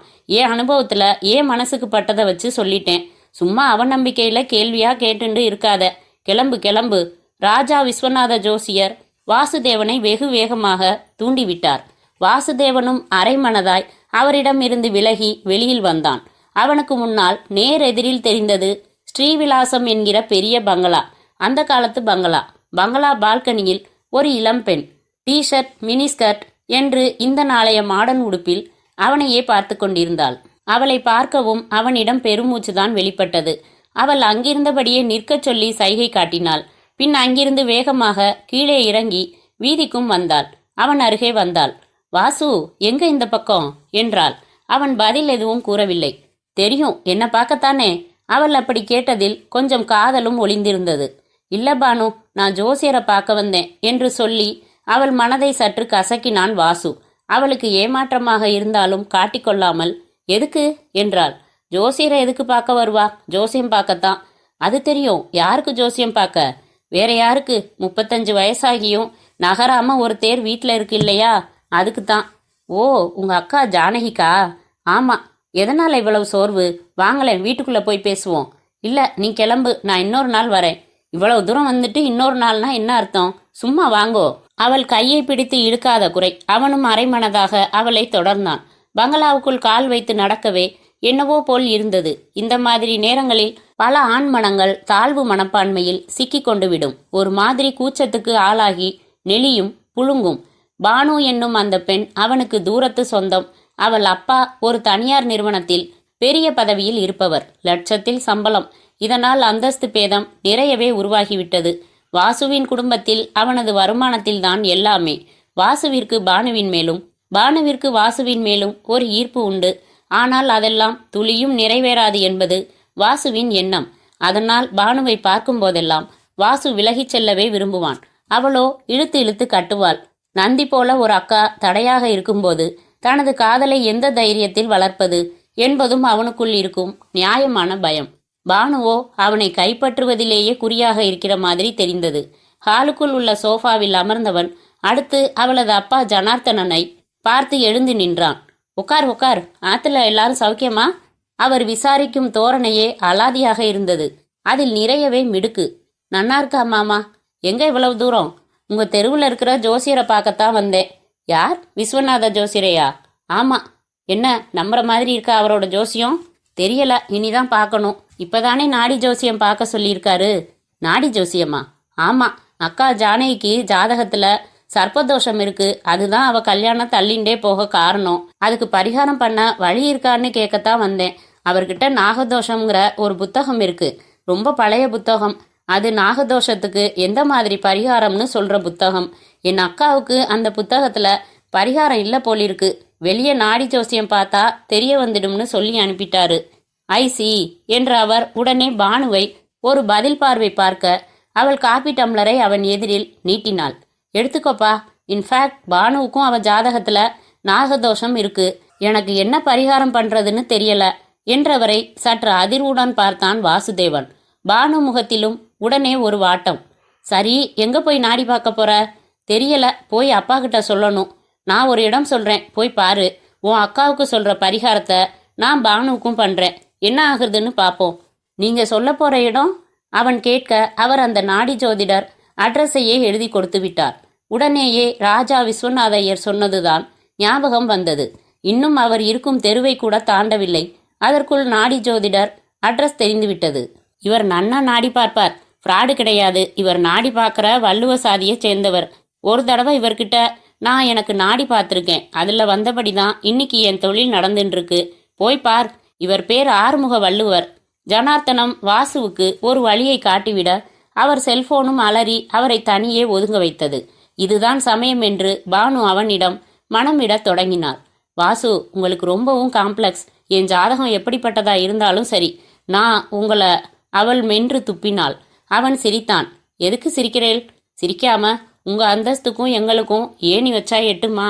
ஆனா ஒண்ணு, உனக்கும் நாகதோஷம்ங்கிறது ஒரு வகையில எனக்கு பிளஸ் பாயிண்ட். இல்லைன்னா உன் அப்பா என்கிட்ட இவ்வளவு மரியாதையா பேசுவாரான்னு தெரியாது. தீமையிலும் ஒரு நன்மைன்னு இதைத்தான் சொல்றா போல இருக்கு. வாசுதேவன் அழுத்து கொள்கிறானா இல்லை குத்தி காட்டுகிறானா என்றே தெரியவில்லை. அவள் கண்களில் கண்ணீர் துளிர்த்து விட்டது. பைத்தியம், நான் யதார்த்தமா தான் சொன்னேன். உன் மனசுல நீ என்ன நினைக்கிறன்னு எனக்கு தெரியும். என் அக்காவுக்கு ஒரு வழி பிறக்கட்டும், அப்புறமா உன் விஷயமா யோசிக்கிறேன். உண்மையில உன்னை பத்தி நினைக்கவே ரொம்ப தயங்கினேன். நீ எங்க நான் எங்கன்னு. ஆனா இப்ப உனக்கும் நாகதோஷம் இருக்குன்னா உடனே என்னையும் அறியாம ஒரு பரிதாபம் உருவாயிடுத்து. இந்த மாதிரி தோஷங்கள் பெண்களை எப்படியெல்லாம் பாடா படுத்துங்கிறத என் அக்காவை வச்சே பார்த்துட்டேன். அவ 10 வருஷமா மனசளவுல பட்ட பாடு எனக்கு நன்னாவே தெரியும்.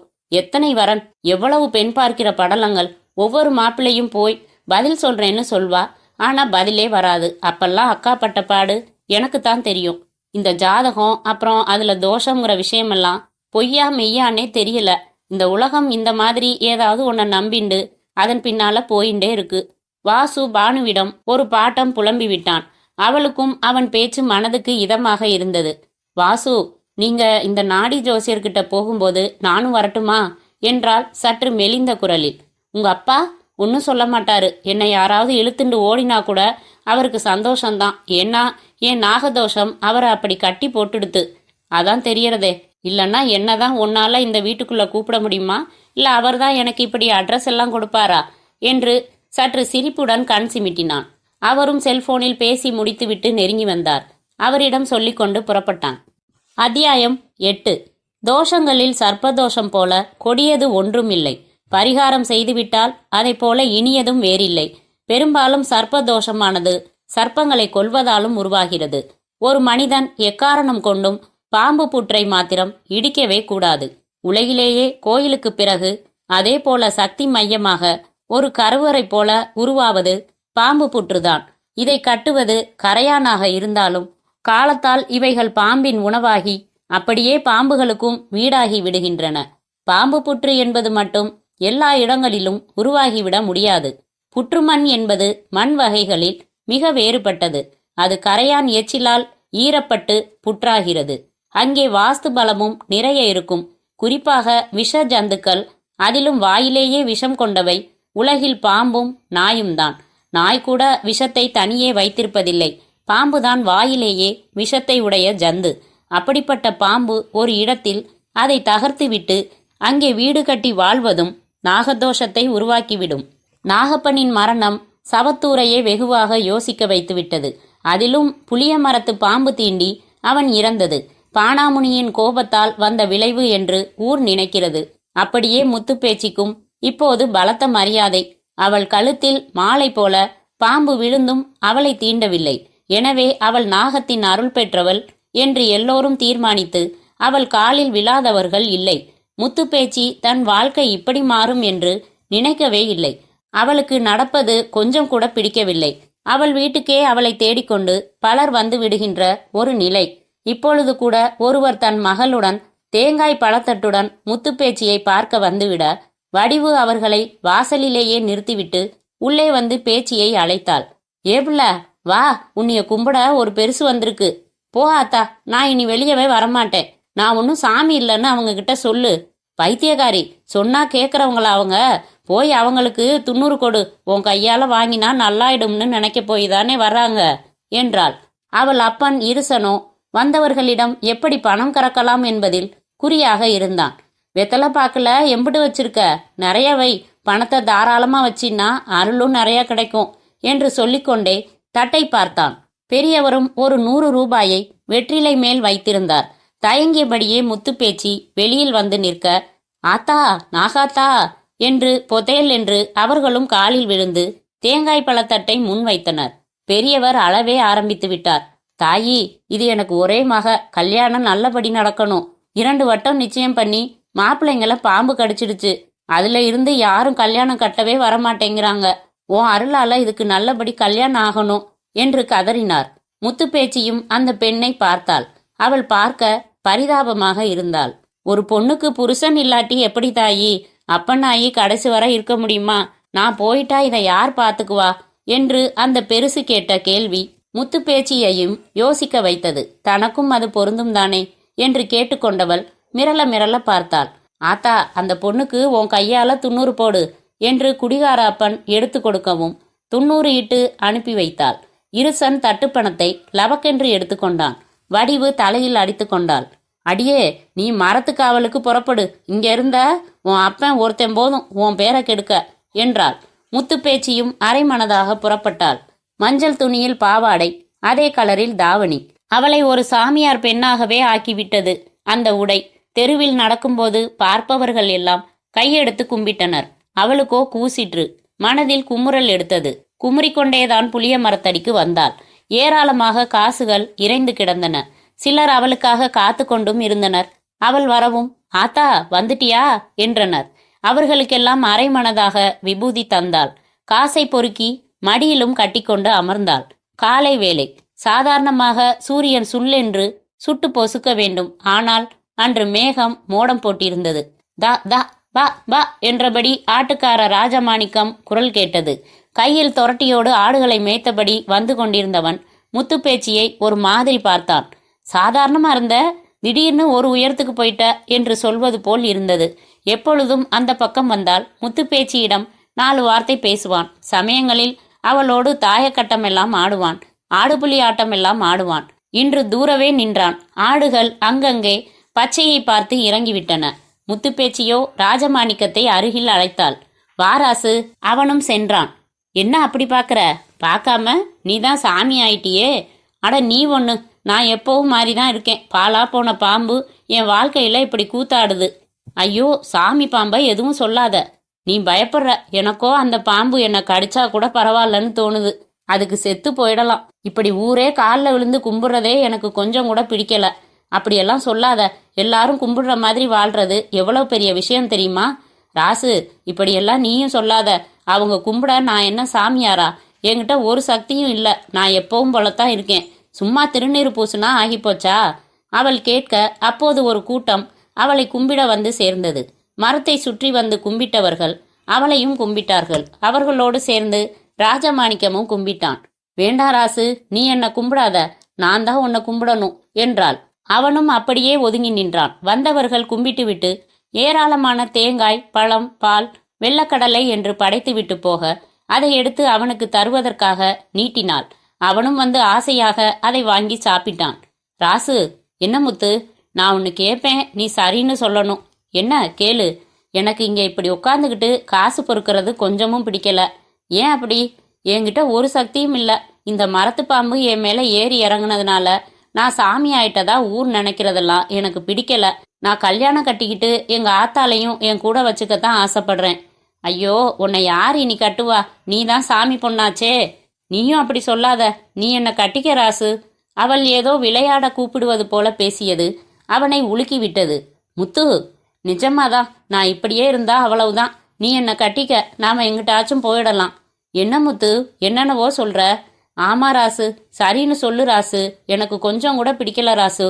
முத்து பேச்சு கண்களில் சரசரவென்று கண்ணீர் திரள தொடங்கிவிட்டது. ராஜமாணிக்கத்துக்கும் அவளுக்கு என்ன பதில் சொல்வதென்றே தெரியாத குழப்பம். மிரள மிரள விழித்தான். என்ன யோசனை? நான் ஊடு ஊடா போய் பாத்திரம் தேய்க்கிறேன், நீ கிடைக்கிற வேலையை செய்யி, இது போதும். இல்ல, இங்க இந்த மரம், அப்புறம் இந்த சாமி, இதுங்களை யார் பார்த்துப்பா? அதுக்கு கோடாங்கி இருக்காரு. அவர் இப்ப முந்தி மாதிரி இல்ல. அவர் சொன்னதெல்லாம் அப்படியே நடக்குது. எனக்கு கூட இப்படி ஆகும்னு சொன்னது அவர்தான். இந்த இடத்துக்கு அவர்தான் லாய்க்கு, நான் இல்ல. அதை நீ சொன்ன ஆச்சா? உன் மேல ஏறி இறங்கின பாம்பு, உன் கழுத்துல விழுந்த பாம்பு அவர் கழுத்துலையும் விழுந்திருந்தா நாம யாரும் எதுவும் சொல்லாமலே ஊர் அவரை நம்பிட்டு போகுது. நீ என்ன சொல்ற? இந்த மரத்து பாம்பு அவரை ஒத்துக்கணும்னு சொல்றியா? ஆமா, அப்படியே நம்ம கல்யாணம் கட்டிக்க அது சம்மதம் சொல்லணும். என்ன ராசு பேசுற? என் மேல பாம்பு ஏறினது, என் கழுத்துல விழுந்ததுன்னு எல்லாமே போற போக்குல நடந்துச்சுன்னு தான் நான் நினைக்கிறேன். இந்த சாமி அது இதெல்லாம் எனக்கு நம்பிக்கை இல்லை. முத்துப்பேச்சி சொன்னதை கேட்டு ராஜமாணிக்கம் அதிர்ந்தான். அப்ப சாமியெல்லாம் பொய்யுங்கிறியா? நான் அப்படி சொல்லல. சாமி விஷயமெல்லாம் எனக்கு புரியல. அது எனக்கு வேண்டாம். நானும் சாமியெல்லாம் இல்லைன்னு சொல்றேன். நீ ரொம்ப குழப்புற முத்து. இதோ பாரு, நான் சொன்னதுதான் நிஜம். நீ என்னை கட்டி காட்டி நான் இதே புளிய மரத்துல தூக்குல தொங்கிடுவேன். ஆமா. முத்துப்பேச்சி ஒரு மாதிரி ஆவேசமாக கைகளை ஓங்கி சொன்னாள். ராஜமாணிக்கம் அதை கேட்டு விக்கித்து விட்டான். தீவிரமாக அவள் பேசியதை சிந்தித்தபடியே அண்ணாந்து யதார்த்தமாக மரத்தை பார்த்தவன் ஒரு வினாடி ஸ்தம்பித்தான். அந்த புளிய மரக்கிளை ஒன்றில் அவர்களை வெறித்தபடி அந்த நாகம். முத்து பதறினான். அப்படியே அவளுக்கும் பாம்பை காட்டினான். அவளும் பார்த்தாள். ஆனால் அவனைப் போல அவள் நடுங்கவோ பதறவோ இல்லை. அதை கோபமாக முறைத்தாள். எங்க அங்க போய் உட்கார்ந்துகிட்டு இருக்க? நீயும் சாமி இல்ல, நானும் சாமி இல்ல. ஆனா ஊரே சாமிங்குது. இந்த கூத்த என்னன்னு சொல்ல என்று ஏதோ பழகிய ஒருவரிடம் பேசுவது போல் அதை பார்த்து பேசினாள். வா கீழே, உன்னை வச்சுக்கிறேன் என்று சற்று பலமாக கத்தவும் செய்தாள். ராஜமாணிக்கம் அதன் விரிந்த படத்தையும் சீற்றத்தையும் பார்த்து நடுங்கிவிட்டான். விட்டால் போதும் என்று நழுவ பார்த்தான். அவளோ மடியில் கிடந்த சில்லறை காசுகளை எடுத்து அதன் மேல் எரிந்து கோபப்பட்டாள். அது வெறித்தபடியே இருந்தது. அத்தியாயம் 9. மொத்த பாம்பு கூட்டத்துக்கும் தலைவன் ஆதிசேஷன். இந்த ஆதிசேஷன் மேல்தான் மகாவிஷ்ணு பள்ளி கொண்டுள்ளார். காக்கும் கடவுளான மகாவிஷ்ணு கொடிய விஷப்பாம்புகளை அடக்கி அதன் உடலையே தனது மெத்தையாக்கி கொண்டு அதன் விஷமுள்ள தலையையே தனது குடையாக கொண்டு விட்டதை நாம் பார்க்கும்போது அறியலாம். இதன் பொருள் மிக நுட்பமானது. அதே போல அந்த ஆதிசிவன் சாபத்தை தன் கழுத்தில் ஆபரணமாக அணிந்துள்ளான். ஆதிசக்தியோ கங்கணமாகவே தரித்துள்ளாள். நமது தெய்வ ரூபங்கள் இங்கு சர்ப்பங்களை தங்கள் வசம் விதவிதமாக கொண்டிருக்க சூட்சும காரணம் உள்ளது. தெய்வீக குணம் நம்மிடம் இருந்தால் அந்த குணத்தால் நாம் பலரை காப்பாற்றும் பட்சத்தில் நாம் விஷ்ணு அம்சமாகிறோம். நம் வரையில் விஷமுள்ள சர்ப்பங்கள் கூட நம்மை தாங்கும்.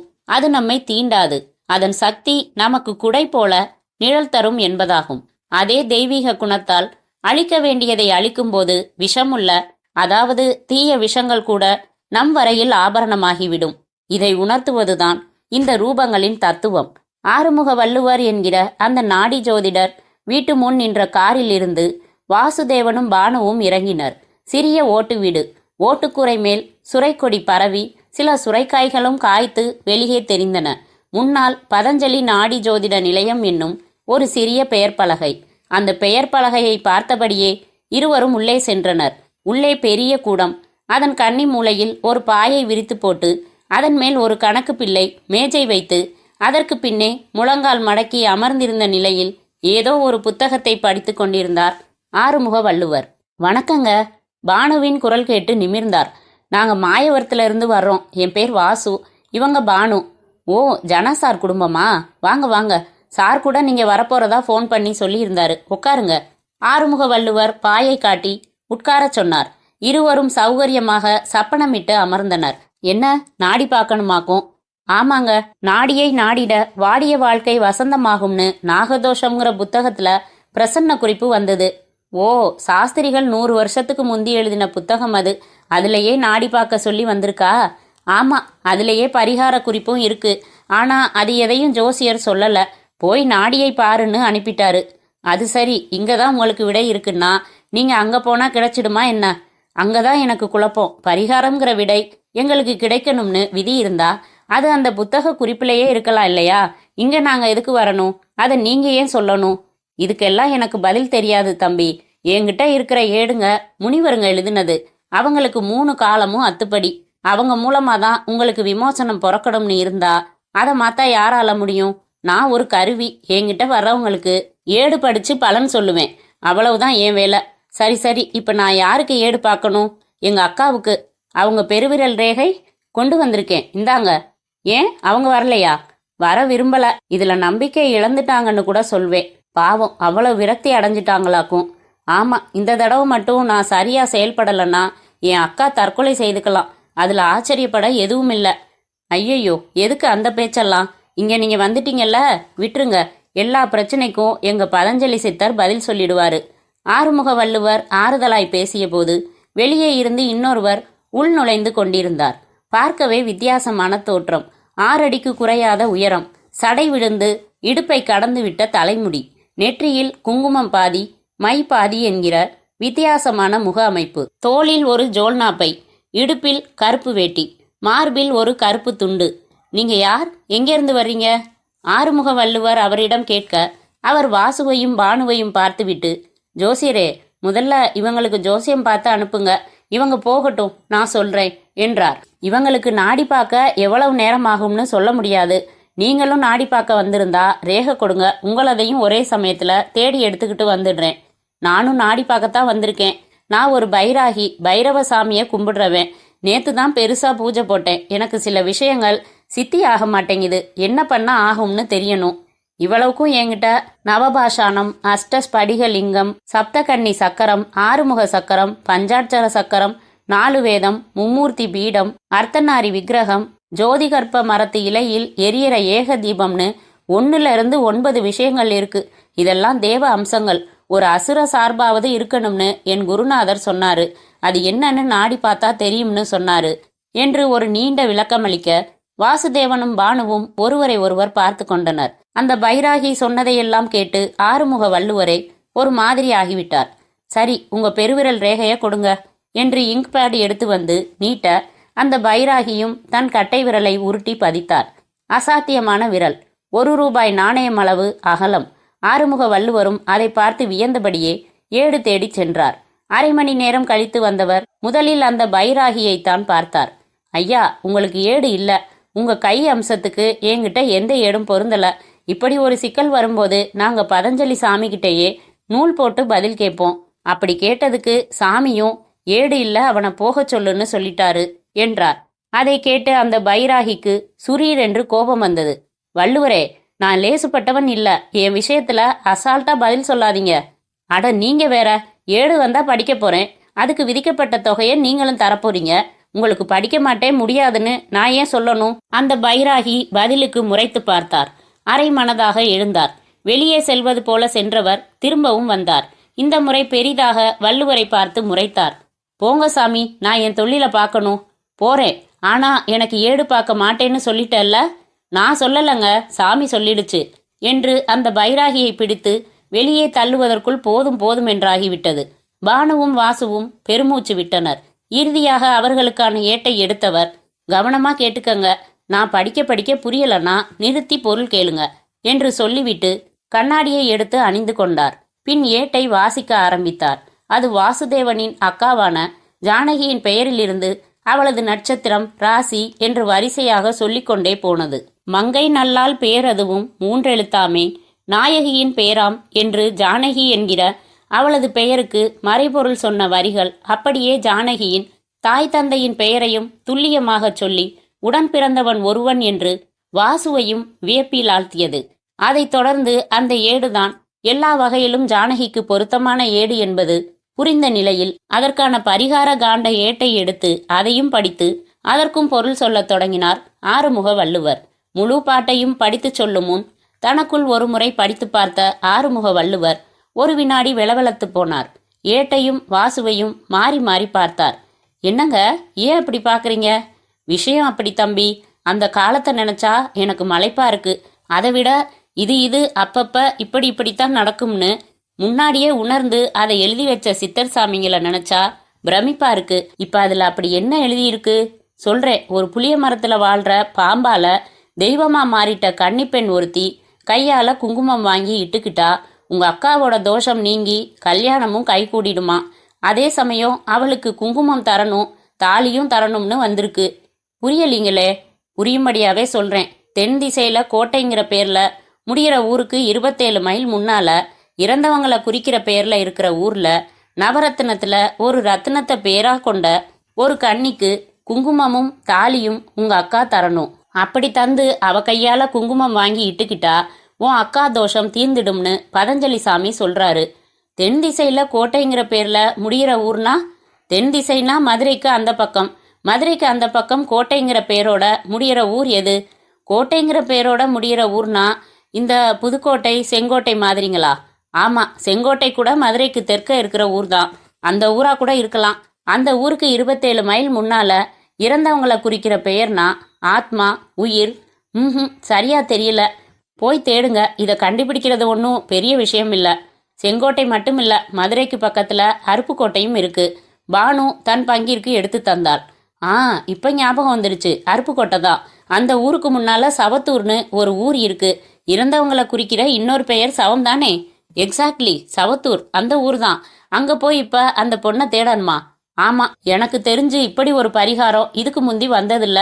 இதுல ஏதோ ஒரு கணக்கு நேராகுது. சாமிங்க போட்டு வச்சிருக்கிற கணக்கு. அதை நம்மாலெல்லாம் விளங்கிக்க முடியாது. இதையெல்லாம் கேட்கும் போதே ரொம்ப த்ரில்லா இருக்கு. ஆமா, கன்னி பொண்ணுக்கு தாலியும் குங்குமமும் தரணும்னா அது எப்படி? அப்புறம் நவரத்னங்கள்ல ஒரு ரத்னத்தோட பேர்னா தங்கம், வைரம், பவளம் இப்படியா? பானு வள்ளுவரை கிண்டினாள். இருக்குமா, நீங்க சவத்தூர் போனாலே உங்களுக்கு புரிஞ்சிடும். அங்க இருக்கிற ஒரு புளிய மரத்துல இருக்கிற பாம்பால தெய்வமா மாறின பொண்ணுன்னு குறிப்பிடுறாரு. அந்த பாம்பும் சாதாரண பாம்பு இல்ல, ரத்தினத்தை கக்கிற பாம்பா. அது ரத்தினத்தை கக்கிற பாம்பா? என்ன சொல்றீங்க? நாகரத்னம்னு நீங்க கேள்விப்பட்டதில்லையா?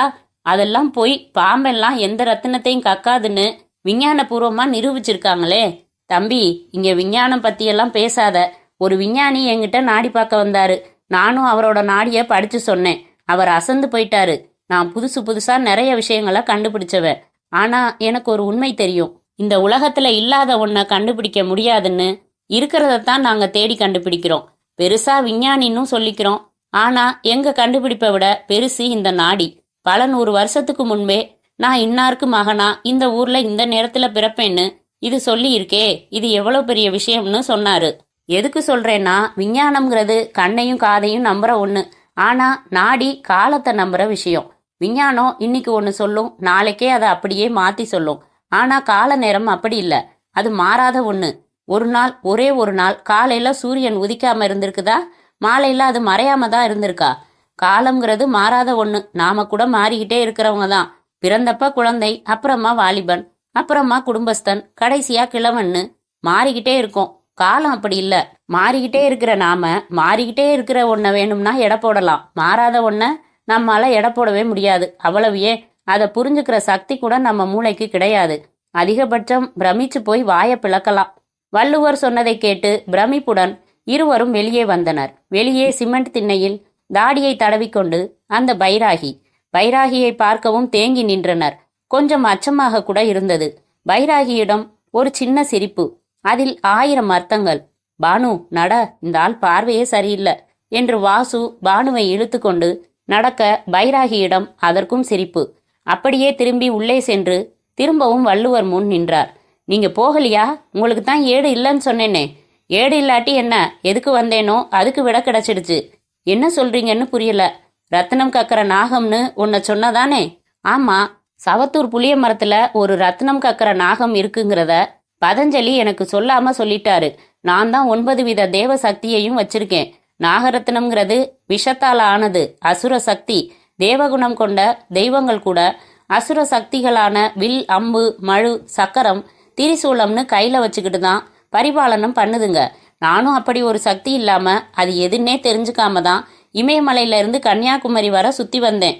கடைசியில யாருக்கோ சொன்ன ஒரு பதில்ல எனக்கும் ஒரு வழி கிடைச்சிடுச்சு.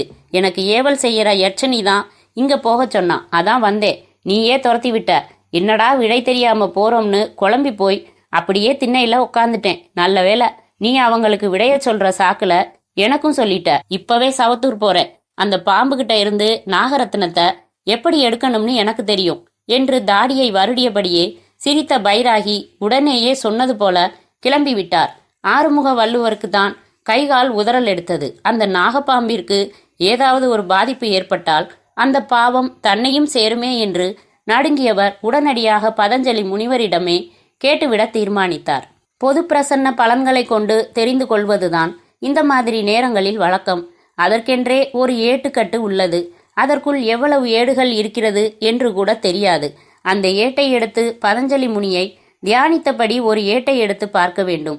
கைக்கு வரும் அந்த ஏட்டில் சரியான விடை இருக்கும். ஆறுமுக வள்ளுவரும் தயாரானார். சாமி, நான் ஒரு பாவமும் அறியாதவன். என் கடமையைத்தான் செஞ்சேன். ஆனா அது வேற மாதிரி எங்கேயோ இருக்கிற ஒரு பாம்புக்கு பாதிப்பை உருவாக்கும் போல தெரியுது. அந்த நாகத்துக்கு ஒரு பாதிப்பும் வந்துடக்கூடாது. எனக்கும் எந்த ஒரு சர்ப்பதோஷமும் வந்துடக்கூடாது என்று பிரார்த்தித்து கொண்டு ஒரு ஏட்டை நூல் போட்டு பிரித்து எடுத்து பார்த்தார். அதில் பளிச்சென்று ஒரு விடை. அத்தியாயம் 10. திதிகளில் பஞ்சமி திதி அமாவாசைக்கும் பௌர்ணமிக்கும் 5ஆம் நாளில் வருகின்ற ஒன்றாகும். அமாவாசையிலிருந்து பௌர்ணமிக்கும் பௌர்ணமியிலிருந்து அமாவாசைக்கும் இடைப்பட்ட கால நேரத்தில் 5ஆம் நாளின் குறிப்பிட்ட நாளிகை பொழுதுகளுக்கு சில சக்தி உண்டு.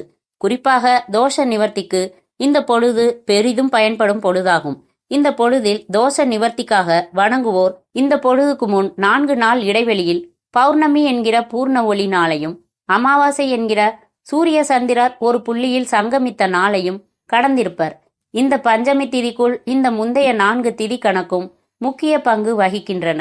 இந்த 4 திதிகளை கடந்து 5ஆம் நாள் திதியான பஞ்சமியில் தோஷ பரிகாரம் செய்திடும்போது அது நீங்கி மறுநாளான 6ஆம் நாளில் தோஷமற்ற ஒரு ஆரம்பம் 6வது அறிவு கொண்ட மாந்தர்களுக்கு அவர்கள் உணரும்படி சித்தியாகிறது.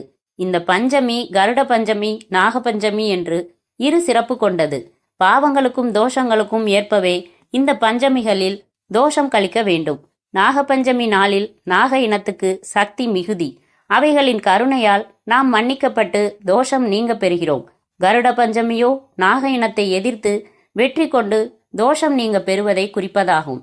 வாசற்புறம் மூங்கில் சேரில் அமர்ந்து பேப்பர் படித்து கொண்டிருந்தார் வாசுவின் அப்பா வைத்தியநாதையர். வாசு வெளியே இருந்து உள்ளே நுழையவும் பிடித்து கொண்டார். வாசு, என்னாச்சு? நாடி ஜோசியரை பாத்தியா? என்ன சொன்னாரு என்று சத்தமாக அவர் கேட்ட கேள்வி உள்ளிருந்த ஜானகி காதிலும் விழுந்தது. அவளும் அவன் சொல்ல போவதை கேட்க தயாராக கதவருகே வந்து நின்று கொண்டாள். வைத்தியநாதையர் முன்னால் ஒரு ஏர்மெயில் லெட்டரும் இருந்தது. வாசுவும் அந்த லெட்டரை பார்த்தான். அவருக்கு பதில் சொல்லாமல் லெட்டரை கையில் எடுத்தான். அது ஒண்ணுமில்ல, அமெரிக்காவில் கலிபோர்னியாவில் ஒரு டாக்டர் 40 வயசாகிறது, கல்யாணமே வேண்டாம், பிரம்மச்சாரியா இருந்துடலாம்னு இருந்துட்டாராம். ஆனா இப்போ ஒரு மனமாற்றம். உங்க அக்காவை கல்யாணம் பண்ணிக்க விருப்பப்பட்டு எழுதியிருக்காரு. உங்க அக்காவும் வயசையெல்லாம் பார்க்காம சரின்னு சொல்லுங்கப்பா, நான் இந்த ஆத்தை விட்டு போனாதான் வாசுவுக்கு ஒரு வழி பிறக்கும்னு புலம்ப ஆரம்பிச்சிட்டா. சுருக்கமாக வைத்தியநாதையர் சொல்லவும் வாசு திரும்பி பார்த்தான். ஜானகியிடம் ஒரு ஆமோதிப்பு பாவனை. சரி, நீ சொல்லு, நாடி ஜோசியர் என்ன சொன்னாரு? வாசுவும் நடந்ததை கூறி முடித்தான். கன்னி பொண்ணுக்கு தாலியும் குங்குமமும் கொடுக்கணும்னு நாடியில வந்துட்டதா சொல்ற. புரியலையே. கன்னிக்கு கல்யாணம் நடக்கிறதா இருந்தாதான் தாலி தரணும். அதெல்லாம் தெரியாதுப்பா. அந்த கன்னி பொண்ணு இருக்கிற ஊர் தெரிஞ்சிடுத்து. அங்க போனா மற்ற விஷயங்களும் தெரிஞ்சிடும். ஏடு பார்த்துட்டு வரும்போதே இங்கே ஒருத்தர் கல்யாணம் பண்ணிக்க விருப்பப்பட்டு லெட்டரும் போட்டிருக்காரு. எனக்கு என்னவோ விடிய ஆரம்பிச்சிட்ட மாதிரி தெரியறதுப்பா.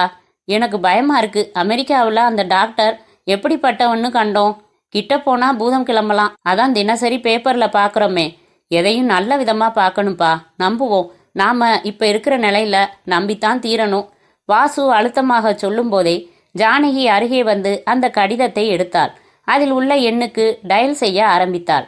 அக்கா, என்ன பண்ற? சும்மா இரு, நீ போய் உன் கடமைய அந்த பக்கம் செய். இனி எல்லாம் ஏன் தலையெழுத்துப்படியே நடக்கட்டும் என்ற ஜானகி மறுமுனையில் கடிதம் எழுதிய அந்த டாக்டரை பிடித்தாள். ஹலோ, டாக்டர் வெங்கடேசனா? Yes, speaking. நான் மாயவரம் ஜானகி பேசுறேன். ஐ மீன் உங்களுக்கான வரன். ஓ, வெரி கிளாட். என் லெட்டரை பார்த்துட்டீங்களா? பார்த்துட்டு தான் பேசுறேன். என்னடா கல்யாண பொண்ணே வழிய வந்து வெக்கமில்லாம பேசுறான்னு நீங்க நினைக்க கூடாது. அப்பாவும் தம்பியும் ரொம்ப தயங்குறா. அதாவது நீங்க அமெரிக்காவில் இருக்கிறதால எப்படிப்பட்ட கேரக்டர்னு தெரியலங்கிறது அவளோட பயம். ஆனா நான் உங்களை பரிபூர்ணமா நம்புறேன். அதனால தான் நானே ஃபோன் பண்ணினேன். நீங்க எவ்வளவு சீக்கிரம் இங்க வர முடியுமோ வாங்கோ. மிச்ச விஷயத்த நேர்ல பேசுவோம். ஓ, ரொம்ப கிளாரிட்டியா இருக்கு உங்க பேச்சு. முற்போக்காவும் பாசிட்டிவாவும் யோசிக்கிற உங்களை எப்படி பாராட்டுறதுன்னு தெரியல. இன்ஃபேக்ட் உங்க பேரண்ட்ஸ் பயப்படுறதுலையும் நியாயம் இருக்கு. ஐ will come with in 2 or 3 days. எனக்கு அங்க ஏற்கனவே ஒரு கான்ஃபரன்ஸ் மீட் இருக்கு. அதுக்காக வரும்போது நானே உங்க வீட்டுக்கு நேர்ல வரலாம்னு இருந்தேன். இந்த ஃபோன் அதை கன்ஃபார்ம் பண்ணிடுத்து. I will come. வந்து நேர்ல பேசுறேன். சாரி, பேசுவோம். Thank you so much. ஜானகி ஃபோனை வைத்து விட்டு நிமிர்ந்தாள். 2 நாள்ல அவரே வர்றாராம். நேர்ல வரலாம்னு சொல்லிட்டாரு. அதுக்குள்ள நீ அந்த பரிகாரத்தை செய்திட மாட்டியா என்ன? நீ வரணும்க்கா. நீ வந்து உன் கையால தான் தாலியை தரணும். சரி, இப்பவே குளிச்சுட்டு கிளம்பலாம். போற வழியில நகைக்கடையில ஒரு 1/2 பவுனுக்கு தாலி வாங்கிக்கலாம். சரியா? அக்கா, என்ன? ஜனார்த்தன் சார் பொண்ணு பானுவும் வரா நம்ம கூட. அவ எதுக்கு? அவளும் உன் கேஸ் தான். இன்ஃபேக்ட் இந்த நாடி ஜோசியர்கிட்ட கார்ல கூட்டிட்டு போனதே அவதான். அடேங்கப்பா, அவளுக்கு ஏன்பா இவ்வளவு அக்கற? தெரிஞ்சுட்டே இப்படி கேட்டா எப்படிக்கா? வாசுவின் குரலில் கொஞ்சமாய் வெட்கம் இழையோடியது. ஜானகி புரிந்து கொண்டாள். அப்ப அவளும் ஒரு தாலியோட வரப்போறாளா என்ன? ஆமா. அப்ப ஒரு கன்னி பொண்ணுக்கு 2 தாலி கிடைக்க போறதா? குழப்பமா இருக்கே. எல்லாத்துக்கும் விடை சவத்தூர் போனா தெரிஞ்சிட்டு போறது. வாசு பதிலோடு சவத்தூர் கிளம்ப தயாரானான். யாருக்கும் தெரியாமல் அந்த ஏர்மெயில் லெட்டரை எடுத்து கண்ணில் ஒற்றி கொண்டான். அவனுக்கு என்னவோ அப்பொழுதே ஒரு வழி பிறந்து விட்ட மாதிரிதான் தோன்றியது. காலை நேரம். விழுந்த காசுகளையெல்லாம் ஒரு மூட்டையாக கட்டி கொண்டிருந்தாள் முத்துப்பேச்சி. கச்சிதமாக அந்த நேரம் பார்த்து பைராகி வந்து நிற்கவும் ஏற இறங்க பார்த்தாள். பைராகியின் தோற்றமே அவளுக்கு பிடிக்கவில்லை. நீதான் இந்த மரத்துக்கிட்ட உட்கார்ந்து அருள்வாக்கு சொல்ற பொண்ணா? பைராகி எடுத்த எடுப்பில் கேட்ட கேள்வி அவளை ஊசியால் குத்தியது. பைராகியின் ஜோல்னா பையில் மகுடியும் தெரிந்து பயமுட்டியது. நான் அருள்வாக்கெல்லாம் சொல்ல மாட்டேன், எங்க கோடாங்கி தான் சொல்லுவாரு என்றவள், நீங்க யார் என்றாள். நான் ஒரு வழிப்போக்கன். ஆமா, நீ கிளம்பிட்டியா? கிளம்பு என்று அவளை துரத்துவது போல பைராகி பேச முத்துப்பேச்சிக்கு கொஞ்சம் சுருக்கென்றது. பைராகியும் மரத்தடியில் அப்படியே காலை நீட்டி அமரத் தொடங்கினார். இங்கே உட்காரக்கூடாது, இது பாம்பு நடமாடுற மரம் என்றவளை பார்த்த பைராகி ஒரு சிரிப்பு மட்டும் பதிலுக்கு சிரித்தார். சொல்றேன்ல, கிளம்புங்க. நீ போம்மா. நான் போறது இருக்கட்டும். நீங்க முதல்ல இங்க இருந்து புறப்படுங்க. இப்பதான் ஒருத்தர் இங்க தங்கி இருந்து லாரியில அடிபட்டு செத்து போனாரு. அவன் சாமானியன், நான் அப்படி இல்ல. அப்படின்னா உனக்கு சொன்னா புரியாது. நீ புறப்படு, சீக்கிரமா போ. கொஞ்ச நேரத்துல உன் வாழ்க்கையே திசை மாற போகுது. என்ன சொல்றீங்க? உன் அப்பன் தானே இருசன்? ஆமா. போ, அவன் இப்ப சாக கிடக்குறான். ஓவரா குடிச்சாலே இப்படித்தான். பைராகி அப்பன் பத்தி சொன்ன மறுநொடி அவள் கால்கள் அங்கே நிற்கவில்லை. ஓட ஆரம்பித்து விட்டாள். சிறிது தூரத்தில் எதிரில் ராஜமாணிக்கம் ஒரு சைக்கிளில் வந்து கொண்டிருந்தான். முத்து, வா, சீக்கிரமா வண்டியில ஏறு, உன் அப்பு சாக கிடக்குது என்றான். முத்துப்பேச்சி அழ ஆரம்பித்து விட்டாள். அட ஏறுங்கிறேன். அவன் அதட்ட சைக்கிளில் தாவி ஏறினாள். குடிசை முன் சைக்கிள் நிற்கவும் குதித்து உள்ளே ஓடினாள். தெருவே திரண்டிருந்தது. இருசன் இழுத்து கொண்டு கிடந்தான். புள்ள, கிட்ட வா என்று உயிர் வேதனையோடு 2 கைகளையும் நீட்டினான். அருகில் வடிவு அழுது கொண்டிருந்தாள். எனக்கு நேரம் வந்துருச்சு புள்ள, நான் போக போறேன். உன்னை ஒருத்தன் கையில புடிச்சு கொடுக்கன்னு நினைச்சேன், அதான் முடியல. உன் கல்யாணத்தை பார்க்காம போறேன்னு தான் துடிக்குது மனசு என்றவன் கண்ணீரண்டில் கண்ணீரை பீற்றி அடித்தான். அப்போது வாசற்புறம் வாசு, பானு, ஜானகி மூவரும் காரை விட்டு இறங்கி முத்துப்பேச்சி பற்றி கேட்டபடி இருக்க கோடாங்கி அவர்களோடு வீட்டினுள் நுழைந்தார். ஆத்தா, உன்னை பத்தி நாடி ஜோசியத்துல குறிப்பு வந்திருக்கு. அதை பார்த்துட்டு அதன்படி நடந்துக்க வந்திருக்காங்க. வழியில என்னை பார்த்து உன்னை பத்தி கேட்டாங்க, கூட்டிக்கிட்டே வந்துட்டேன் என்ற கோடாங்கி இருசன் கிடக்கும் சூழலையும் பார்த்தார். ஜானகி கையில் வெற்றிலை, பாக்கு, குங்குமம், பூ இவைகளுடன் தாலி. இருசன் தட்டை பார்த்தான். பானுவும் இன்னொரு தட்டில் தாலியுடன் நின்றாள். இங்க ஒரு தாலி இறங்க போகுது, இப்ப போய் இவங்க இப்படி தாலியோட வந்திருக்காங்களே என்று ஒரு குரல் ஒலிக்கவும் கோடாங்கிக்கு சொடேர் என்றது. ஆத்தா முத்துப்பேச்சி, முதல்ல இவங்க கிட்ட இருந்து தட்டை வாங்கு என்றார். அவளோ அழுதபடியே தயங்கினாள். அட வாங்க ஆத்தா, நான் சொல்றேன், இங்க யார் தாலியும் இறங்க போறதில்ல. பதஞ்சலி சாமி காரணம் இல்லாம இவங்கள அனுப்பல, எல்லாம் ஒரு கணக்கு தான், முதல்ல தட்டை வாங்கு. முத்துப்பேச்சியும் தட்டை வாங்கி கொண்டாள். அப்படியே ஜானகிக்கு குங்குமம் வைத்தும் விட்டாள். ஆத்தா, இந்த தாலியை எடுத்து ராஜமாணிக்கம் கையில கொடு. கோடாங்கி அப்படி சொன்ன போதுதான் எதற்கு என்பது எல்லோருக்கும் புரிந்தது. இருசா, நீ உன் மக கல்யாணத்தை இப்ப பார்க்க போற, உன் ஆசை ஈடேற போகுது என்ற கோடாங்கி, ஏலே ராஜமாணிக்கம், நீ ஆசைப்படுற முத்து பேச்சியத்தான் நான் கட்ட சொல்றேன், அதுவும் ஒரு உசுர் துடிக்கிற இந்த நேரத்துல மறுக்க மாட்டியே என்று கேட்க ராஜமாணிக்கம் அடுத்த நொடி தாலியை கையில் எடுத்து முத்துப்பேச்சி கழுத்தில் கட்டினான். இது அருமையான நேரம், இன்னைக்கு நாகபஞ்சமி, ஒரு நாகத்தால தான் உன் வாழ்க்கையே மாறுனுச்சு. அதே நாகத்தோட பஞ்சமி திதியில உன் கழுத்துல தாலி ஏறி இருக்கு, உன்னை இனி யாராலையும் அசைக்க முடியாது என்ற கோடாங்கி பானுவின் கையில் இருக்கும் தாலி உள்ள தட்டையும் வாங்கச் சொன்னார். எதுக்கு பூசாரி 2 தாலி? பைத்தியம், இது உன் ஆத்தாளுக்கு, உன் அப்பன் கையில கொடு, உன் அம்மா கழுத்துல இவன் கட்டட்டும். அவன் தாலி கட்டுற நேரம் உங்க அம்மாவும் தீர்க்க சுமங்கலியா இருந்தாகணும். அவ சுமங்கலியா இருக்கணும்னா இவனும் பிழைச்சுக்குவான்னு தானே அர்த்தம் என்று விளக்கமாக சொல்ல, முத்துப்பேச்சி முதல் காரியமாக அந்த தாலியை எடுத்து இருசனிடம் கொடுக்க படுவேகமாக முன்னே வந்து கழுத்தை நீட்டினாள் வடிவு. கோடாங்கியை அந்த நொடி எல்லோரும் ஆச்சரியத்துடனும் கொஞ்சம் கோபத்துடனும் தான் பார்த்தனர். ஏயா, நீ பாட்டு முகூர்த்தம் பார்க்காம நாள் கிழமை பார்க்காம ஒரு தாலிக்கு 2 கட்டிட்ட, அதுக்கு தகுந்த மாதிரி இவங்களும் வந்துட்டாங்க. கேட்டா நாகபஞ்சமி அது இதுங்கிற, உன் பேச்சை எதை வச்சியா நம்புறது என்று ஒருத்தர் கேட்டார்.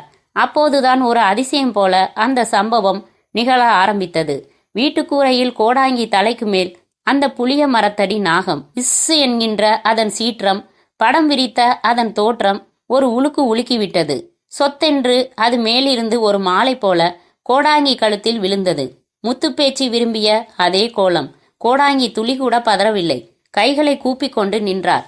சிறிது நேரம் நின்ற அந்த நாகம் அப்படியே தரையில் இறங்கி பயத்தில் வெளவெளப்புடன் நின்று கொண்டிருந்த பானு ஜானகி கால்களின் மேலும் ஏறியது. பயப்படாதீங்க, அது ஆசீர்வாதம் பண்ணுது என்ற கோடாங்கி குரல் அவர்களை சற்று தைரியப்படுத்தியது. அது அப்படியே குடிசையை தாண்டும் போது முத்துப்பேச்சி பதைப்புடன், நாகம்மா, அந்த புளிய மரத்துக்கு மட்டும் போகாத, அங்க ஒருத்தன் உன்னை பிடிக்க வந்து உக்காந்துட்டு இருக்கான் என்றாள். ஆனால் அது சரசரவென்று பக்கத்து புதரில் மறைந்து போய்விட்டது. எல்லாமே ஒரு கனவு போல் இருக்க, இருசன் ஒரு புது தெம்பு வந்தவன் போல படுக்கையில் எழுந்து அமர்ந்திருந்தான். திடீரென்று வெளியே மேகம் திரள மழை தூறல், படார் படார் என்று இடி சத்தம் வேறு. பானு, ஜானகி, வாசு என்ற மூவருக்கும் வடிவு மோர் கொடுத்து உபசரிக்கும் போது ஒரு பெரிய இடி ஒன்று அருகில் எங்கோ விழும் சத்தம். அத்தனை பேரும் அப்படியே காதுகளை பொத்திக் கொண்டனர். அடுத்த சில நிமிடங்களில் அந்த செய்தி வந்தது. நம்ம பானாமுனி புளிய மரத்து மேல இடி விழுந்து மரம் பத்திக்கிட்டு எரியுது, யாருன்னு தெரியல, அதுக்கு கீழே உட்கார்ந்திருந்த ஒரு ஆளும் கருகி போயிட்டான் என்ற செய்தி அது. கோடாங்கி அதை கேட்டு, எல்லாம் ஒரு கணக்கு, யாரால் அதை மாற்ற முடியும் என்று கைகளை கூப்பினார்.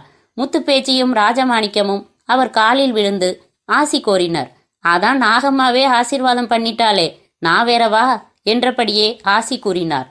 சிறிது நேரத்தில் மழை நிற்கவும் வாசு ஜானகி பானுவுடன் விடை பெற்று கொண்டான். காரில் பயணிக்கும் போது, பானு, நடந்தது கனவா இல்ல நிஜமா என்று கேட்டான். கனவு மாதிரியும் இருக்கு, நிஜம் போலவும் இருக்கு என்றாள் பானு. ஜானகியோ லேசாகி இருந்தாள், நாளை வரப்போகும் அந்த அமெரிக்க மாப்பிள்ளையை நினைத்து. சுபம்.